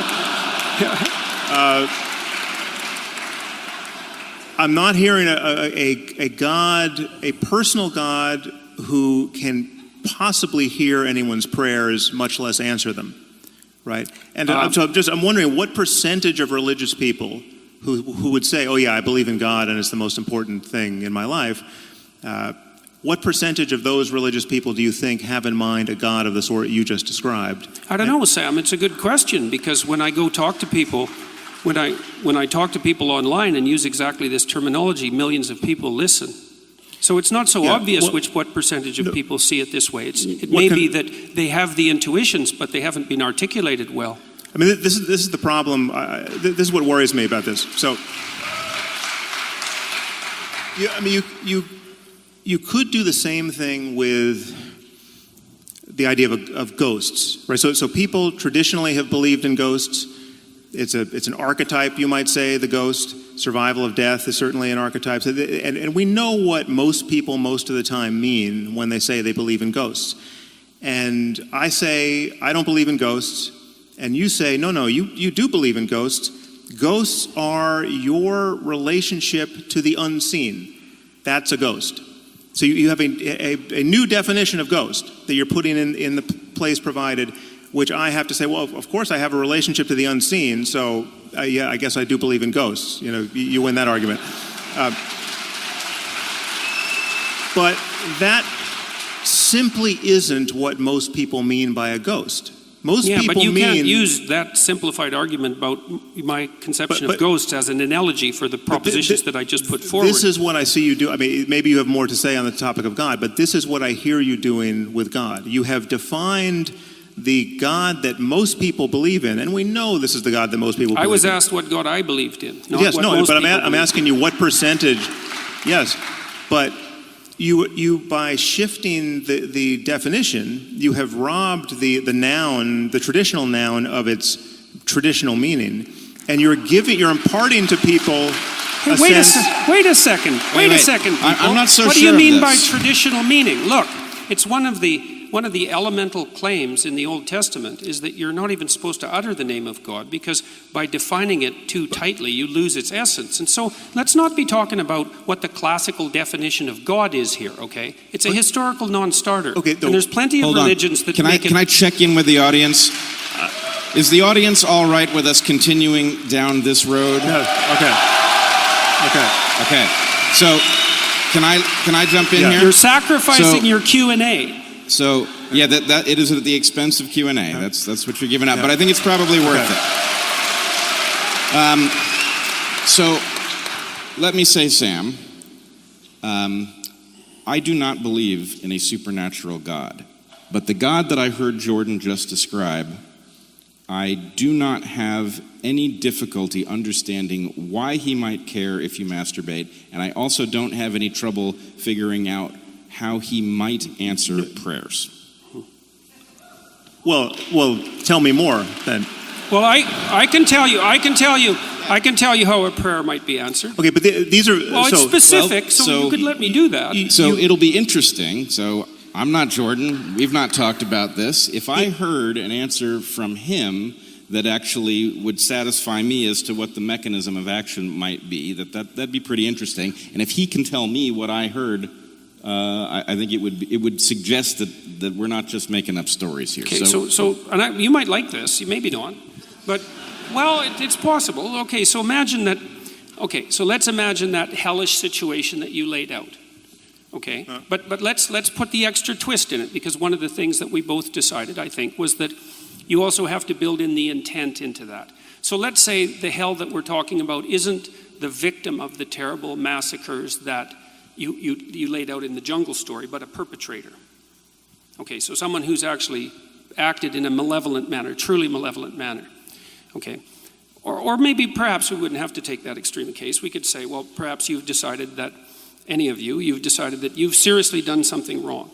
Okay, and that you want to get away from hell, you want to make things better. Okay, so here's an exercise you can try. So what you do is you sit on the edge of your bed and you say, okay, what I did was wrong. And you have to really believe this, right? So you've thought about it, it's killing you. It's killing you. So now you're penitent and you're confessing, let's say. And you're confessing to yourself as much as to anyone. And you say, I really want to know what I did wrong. And I really want to know what I could do to put it right. And I'm willing to accept any answer that will manifest itself to me. You try that. See what happens. Well, that's a prayer that will be answered, and it won't be answered in the way that you want it to be answered. I can bloody well tell you that. Okay, but that... Well, what are you communicating with when you do that? What are you communicating with when you do that? No, that is something that is a process that I'm familiar with. It doesn't require any supernatural explanation, and it certainly doesn't require that we imagine that any of our books were dictated by the creator of the universe. I didn't say that it required any supernatural explanation or that it required the book. I was asked to provide an instance of prayer that worked, and that's what I did. I didn't do anything other than that. That's fully understandable in terms of human psychology. And it's not understandable because we don't know where the answer comes from. Well, we don't know where anything comes from. That's true. Yeah. Okay. So yeah. But that doesn't open the door. I mean, one thing we can know with absolute certainty is that whoever wrote the Bible didn't know either. And there's many other things he or she didn't know, like everything else we know scientifically, right? It's not so obvious what people know and what they don't know. No one even knew the brain was involved in any of this. Right. So yeah, but they probably knew about as much as we do about how the brain was involved in it. But we've already established in some tenuous way that things that nobody understands could have evolved into these stories in some way that would be useful, but nobody knew what they were writing when they wrote it. Right. The problem is that you can. So again, this has been focused through the lens of your attachment to Christianity largely, but Hinduism is a completely different set of stories, right? And many of them, the logic, the emotional logic, the psychological import, many of them have the opposite valence from any Christian story you would tell. The whole notion of, like for instance, the whole notion of good and evil, right, which has such primacy. I mean, you talk about religion being deeper than ethics because ethics just deals with right and wrong, and religion deals with good and evil, right? At bedrock, okay? Good and evil do not have the same meaning in the East. Buddhism and Hinduism do something very different with good and evil. I'm willing to accept your definitions of good and evil for the current argument. The truth is, there's just not even... Evil is just ignorance on some level. It's just evil is just... You haven't met any real evil people if you believe that. Well, okay, so then all the Hindus and Buddhists are wrong about this. That's a possible claim. I'm just saying that there's over 1 billion people who have a religious system of stories from which they derive all kinds of meaning, to which they're mightily attached, to where we could play the same game of archetypal interpretation and valuing, and yet the cash value with respect to good and evil is irreconcilable with what you get from Christianity. But it doesn't have to be interoperable, right? Well, but the point, my point is, we live in a reality. Presumably, Hinduism is also useful as a set of heuristics for Hindus. And if Hinduism, as a matter of doctrine, and as a matter of the interpretations of the heuristics by the devout in both systems, if Hinduism and Christianity are irreconcilable, right, then there must be a deeper level of reality that explains why they both work, that can't be reducible to Christianity being true or Hinduism being true. Right. Yeah, look, Sam, there's absolutely nothing wrong with that objection. So this is one of the immense problems, obviously, that that actually leads down the road to the kind of nihilism that you were objecting to in the moral landscape. It's like one of the things that Nietzsche said that's very much apropos to this, is that, you know, it's one thing to have your belief system shattered by the observation that there are other belief systems that are incommensurate, that seem to have equal utility.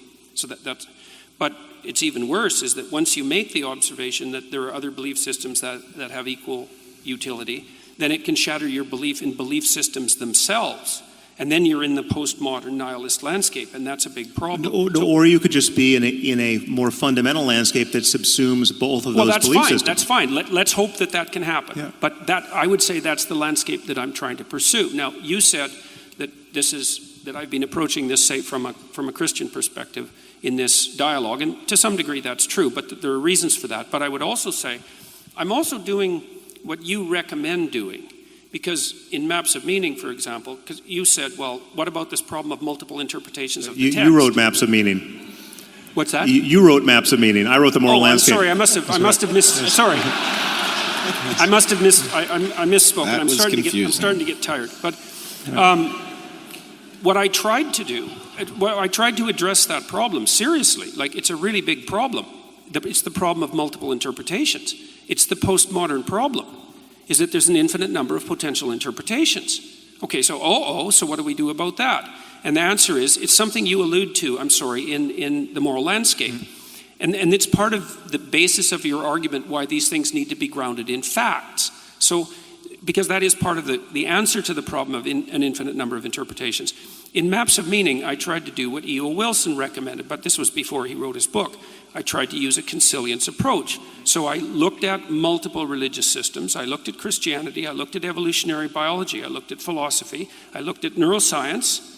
And I looked at the literature on emotion and motivation and the literature on play that was very nicely delineated by Piaget. And I tried to see where there was a pattern that repeated across all dimensions of evaluation, which is exactly what you do, for example, when you use your 5 senses to detect something real in the world.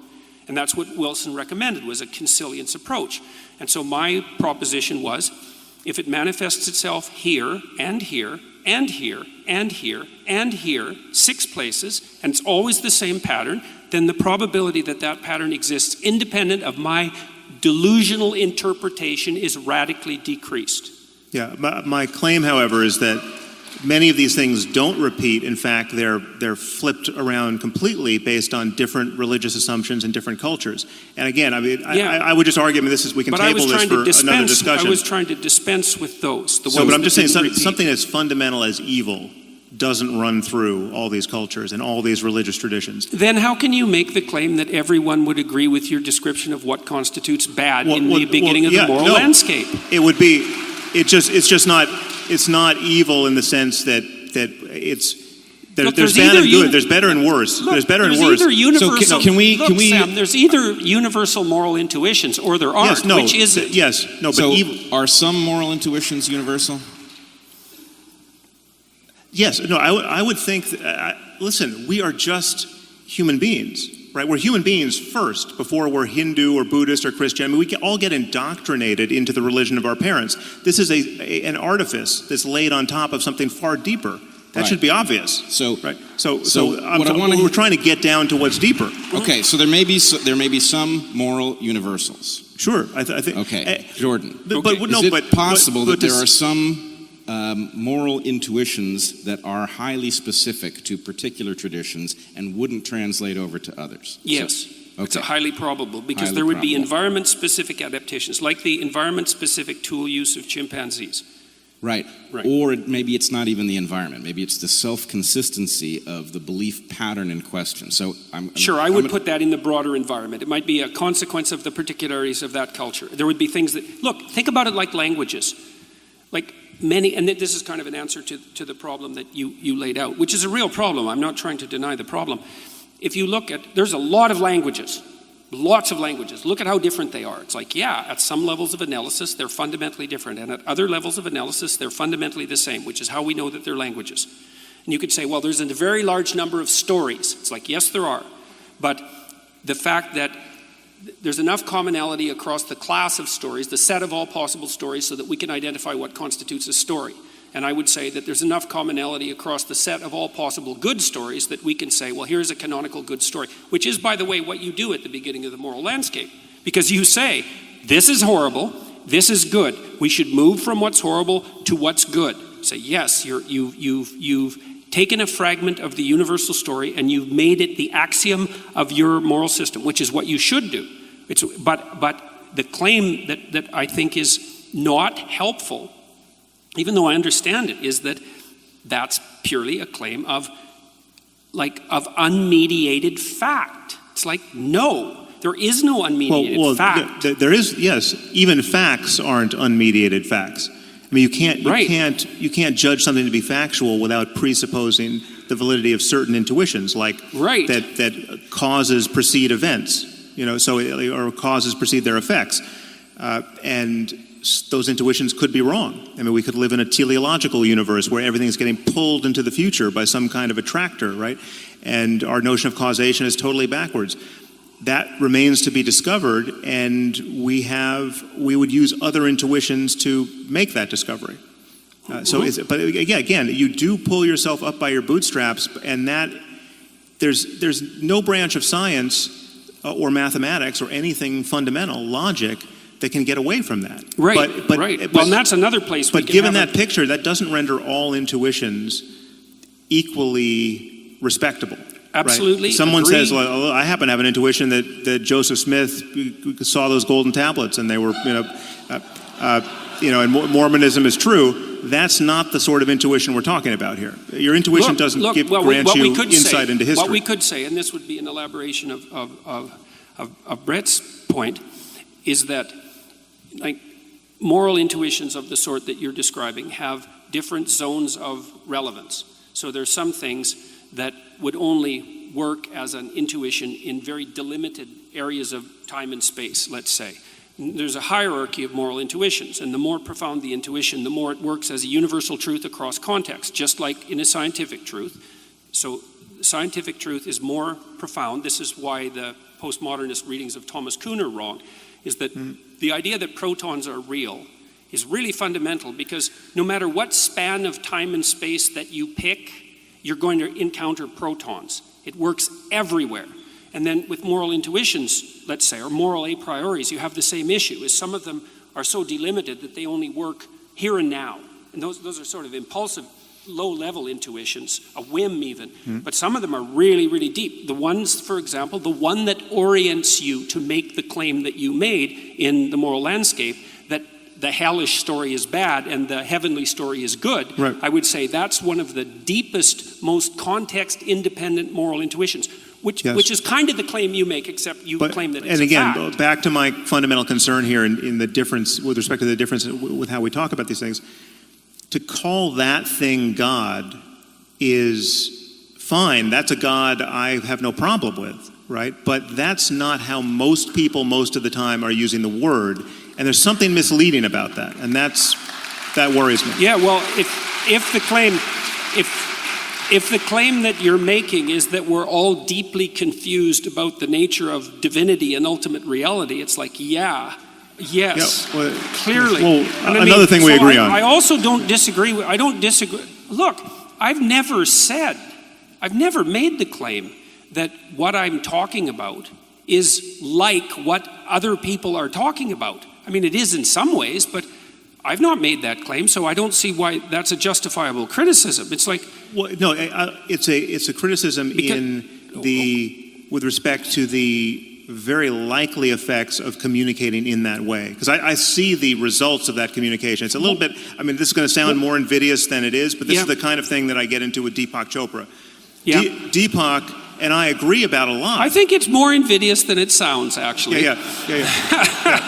Well, you're not wearing rhinestone glasses. If you graduate to that, we'll have more of a problem.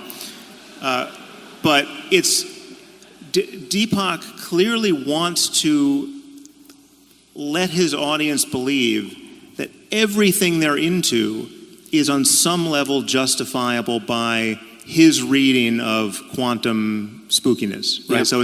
So if you want to go out and just buy a lot of crystals and think they're going to heal you, it has something to do with the quantum nature of reality. Absolutely nothing like me. No, but I think Deepak could say, if I got his back to the wall, Deepak could honestly say, listen, I've never said anything about crystals, right? I'm not selling crystals. I've never said they work, but it's the way in which he's failing to make the clear differentiation. The fact that it takes you 20 minutes to admit that a lot of the Bible is filled with barbaric nonsense. I don't think it took me 20 minutes to admit that. Well, we'll go to the tape on that. These things matter. These things matter. And I'm just saying, it's like you own look, it. If you're saying that there's a danger... If you're in a parish of 1, or in a parish of 1,000, or a parish of 100,000, but not in the parish that has anything in common with the Bible thumpers in my country who think that Jesus is very likely coming back in their lifetime because he never died, and he's going to judge the living and the dead, and there will be a resurrection and hellfire and all the rest. If that's not the game you're playing at all, own it.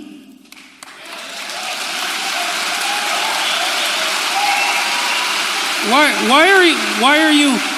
are you all applauding about that? It's like, what do you mean own it? It's like, I already made my claim. It's like, I'm not playing a religious fundamentalist game. So what's all the applause about? So I don't understand that. And own it, it's like, I was as clear as I possibly could be when I delineated my answer to the question. People say, well, what do you mean by God? Someone once asked you if Jesus was resurrected. You want a 1-second answer? But no. Well, forget it, man. Jordan, wait a minute, hold on. I think we can actually... This is a complicated One problem. second. No, I mean, I don't want to end on a note of acrimony, but someone once asked you whether you thought Jesus was literally resurrected, and you said it would take me 40 hours to answer that question. Okay, that's the kind of thing I'm responding to here. You don't need to do that if you have a clear-cut answer to that question. I don't have a clear-cut answer to that question. And if you don't, that connects with many other things that we still have to talk about. Yes, definitely. Yeah, definitely. Because that... It isn't obvious in the biblical account that Christ was literally resurrected. So it's not simple. This is not simple. No, but if the question is, do you think let's put it probabilistically. I mean, anything's possible. I'll tell you that it's possible that he was physically resurrected. I mean, it's even possible. But wait a second, I didn't with respect say to quantum that he mechanics. Was. The point is, I said it would take me 40 hours to answer the question. I didn't say that he was. Well, how's this for an answer?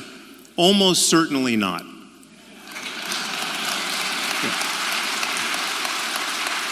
What's wrong with that answer? You want? I think I know what's wrong with that answer.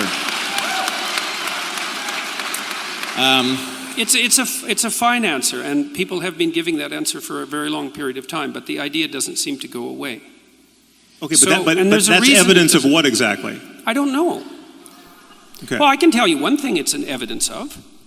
There's a deep idea. Let this be the doorway to our next 3-hour conversation. Sure. We have 10 minutes left. Okay. Well then, let's answer that question in 10 minutes. So wait, I want you to trust me here. You for whatever reason decided I should moderate, so I want you to trust me. For one thing, you have been doing yeoman's work. Sam, I really would like to answer that question. But I'm trying to figure out. People seem to think that I'm trying to evade the question. It's like, I'm not evading the question. I'm trying to figure it out. People have been arguing about this for 2,000 years. It's like, it's not simple. But that's a symptom of the effect of religious dogmatism for 2,000 years. No, it's not.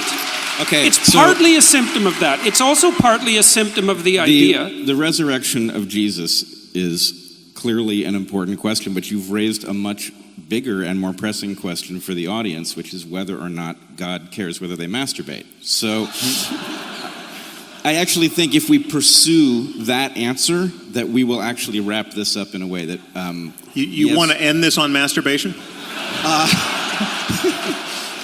I think we owe it to them, too. Okay. So, give me a little leash. The floor is yours. Okay, great. How did I end up here? All right. So here's the question. Let's just figure out if we can determine why God might care if you masturbate, right? So let's suppose that we have a story, a heuristic of some kind that stands in for something. And the story is God is watching.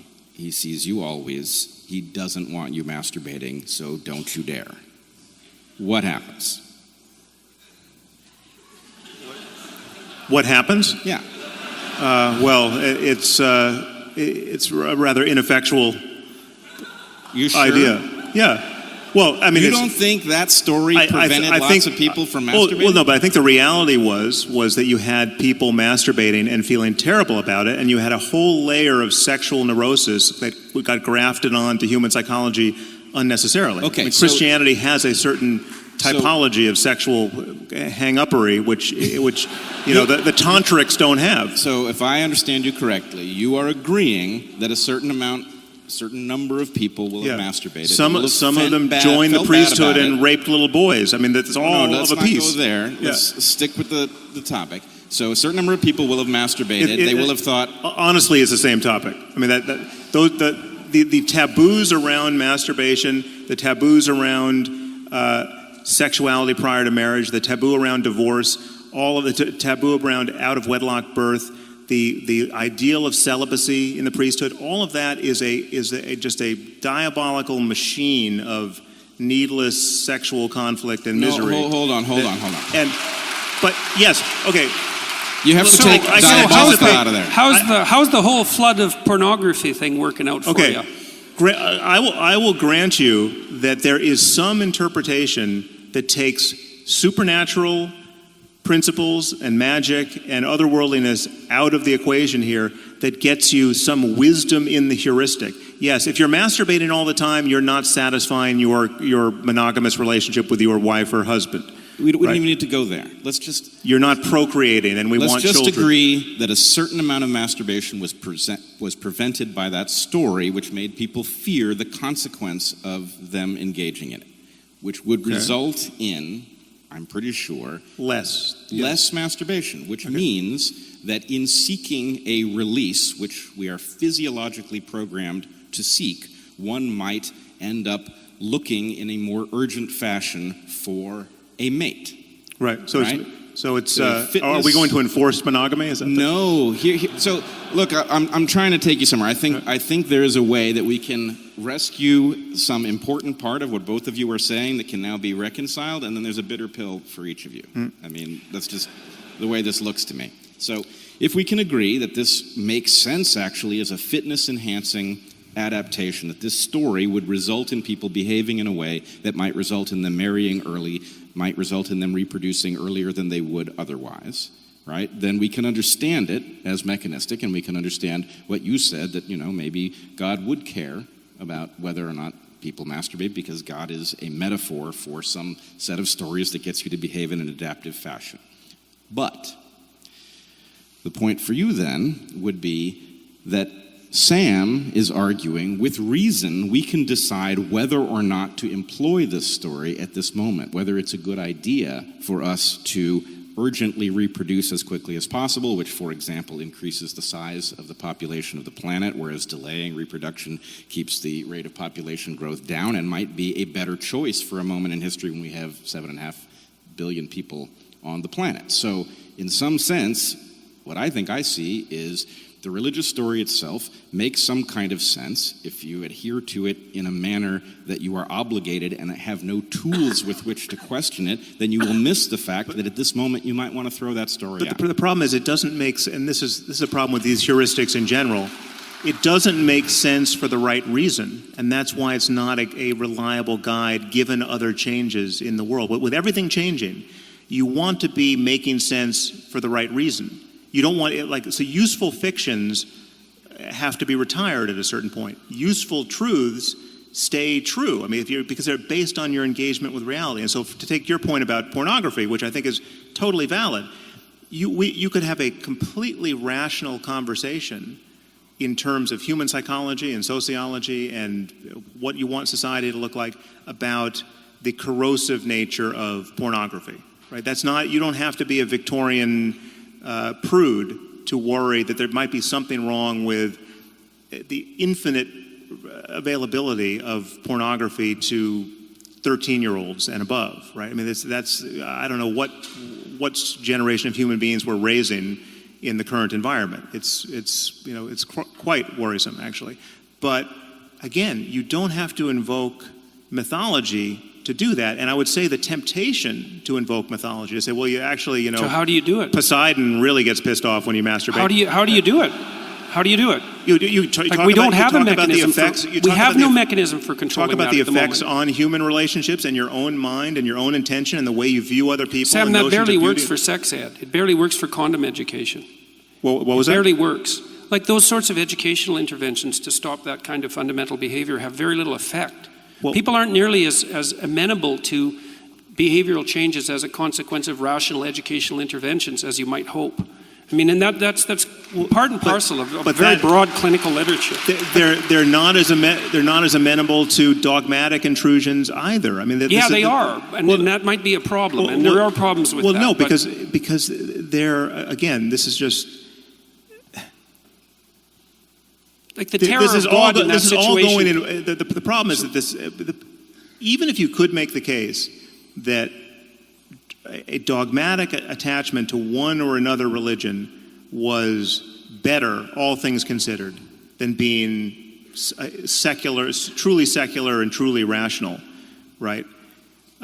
It's vulnerable. It's vulnerable to every next thing we find out. I mean, that's why it's like, you could have said, if you go back, 200 years before the germ theory of disease, you could have said, well, all of these dietary taboos and taboos around, hand washing and foot washing, it's actually very wise. The wisdom of the germ theory of disease was sort of built into our scripture, and people were there was a kind of differential level of survival based on those who really adhered to these practices and those who didn't.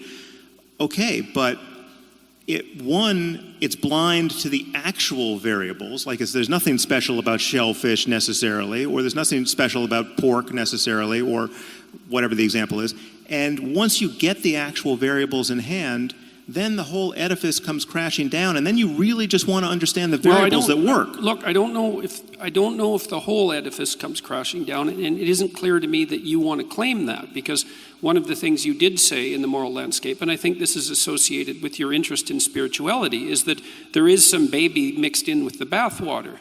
And the question is, how do we distill that out? Yeah. And the objections that you're raising are the objections that are, look how difficult it is to do the distillation. It's like, yeah, absolutely, man. And it's not like I'm a foe of the Enlightenment.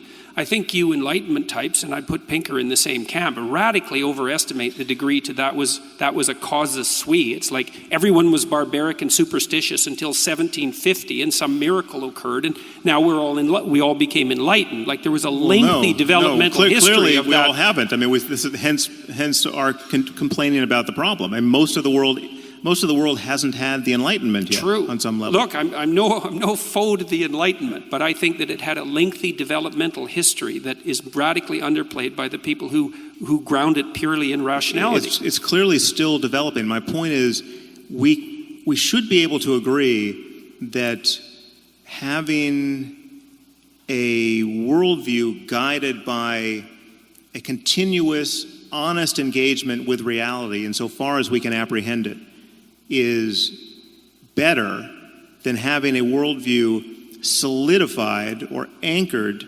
to unchanging ideas that were born of people who had none of our present tools, none of our present insights into anything.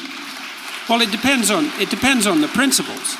It depends on the principles. Like I would say, there are situations where that clearly applies, but I think there are broad principles. And again, we should probably stop with this, I think. Yep, we're about there. Because I'm starting to get tired. I'm sure everyone else in here is starting to get tired. Well, I'm starting to get tired anyways. And I mean, there are principles, there are higher order principles of the sort that I described that you also appear to rely on in the moral landscape, the idea of these profound moral intuitions. Yeah. And so that's what I'm after, is what are these profound moral intuitions and what is their source? And like, I'm also perfectly willing to make the claim, and have in fact in detail, that these moral intuitions, see, this is a place where we differ a little bit. It's like, and maybe we can go here tomorrow night. See, it seems to me that your argument is the facts are laying out there and you can extract out value from them, and we already described why you want to do that, because you want to at least not move into the nihilistic direction, and you want to ground them in some sort of reality. It's like, fair enough. But the thing is that the facts, as they are, have been around for a very, very, very, very long time, right? Let's say 3.5 billion years, the entire expanse of life. And it's the operation of those facts on life that has produced the a priori, implicit, interpretive structures that guide our interaction with the facts. And those a priori implicit structures that have emerged out of this evolutionary course have a structure that mediates between us and the facts that cannot be derived from the facts at hand. And so then the question is, what is that structure? And it's in both of our interests to get that right, because you use that as the source of moral intuition. It's like, right, agreed, that's the source of moral intuition. So, clearly we need to table this for tomorrow night, but that's a good... guys, I'm just going to interrupt you. You guys, let's give Jordan Peterson, Sam Harris, and Bret Weinstein a huge hand. Let's go.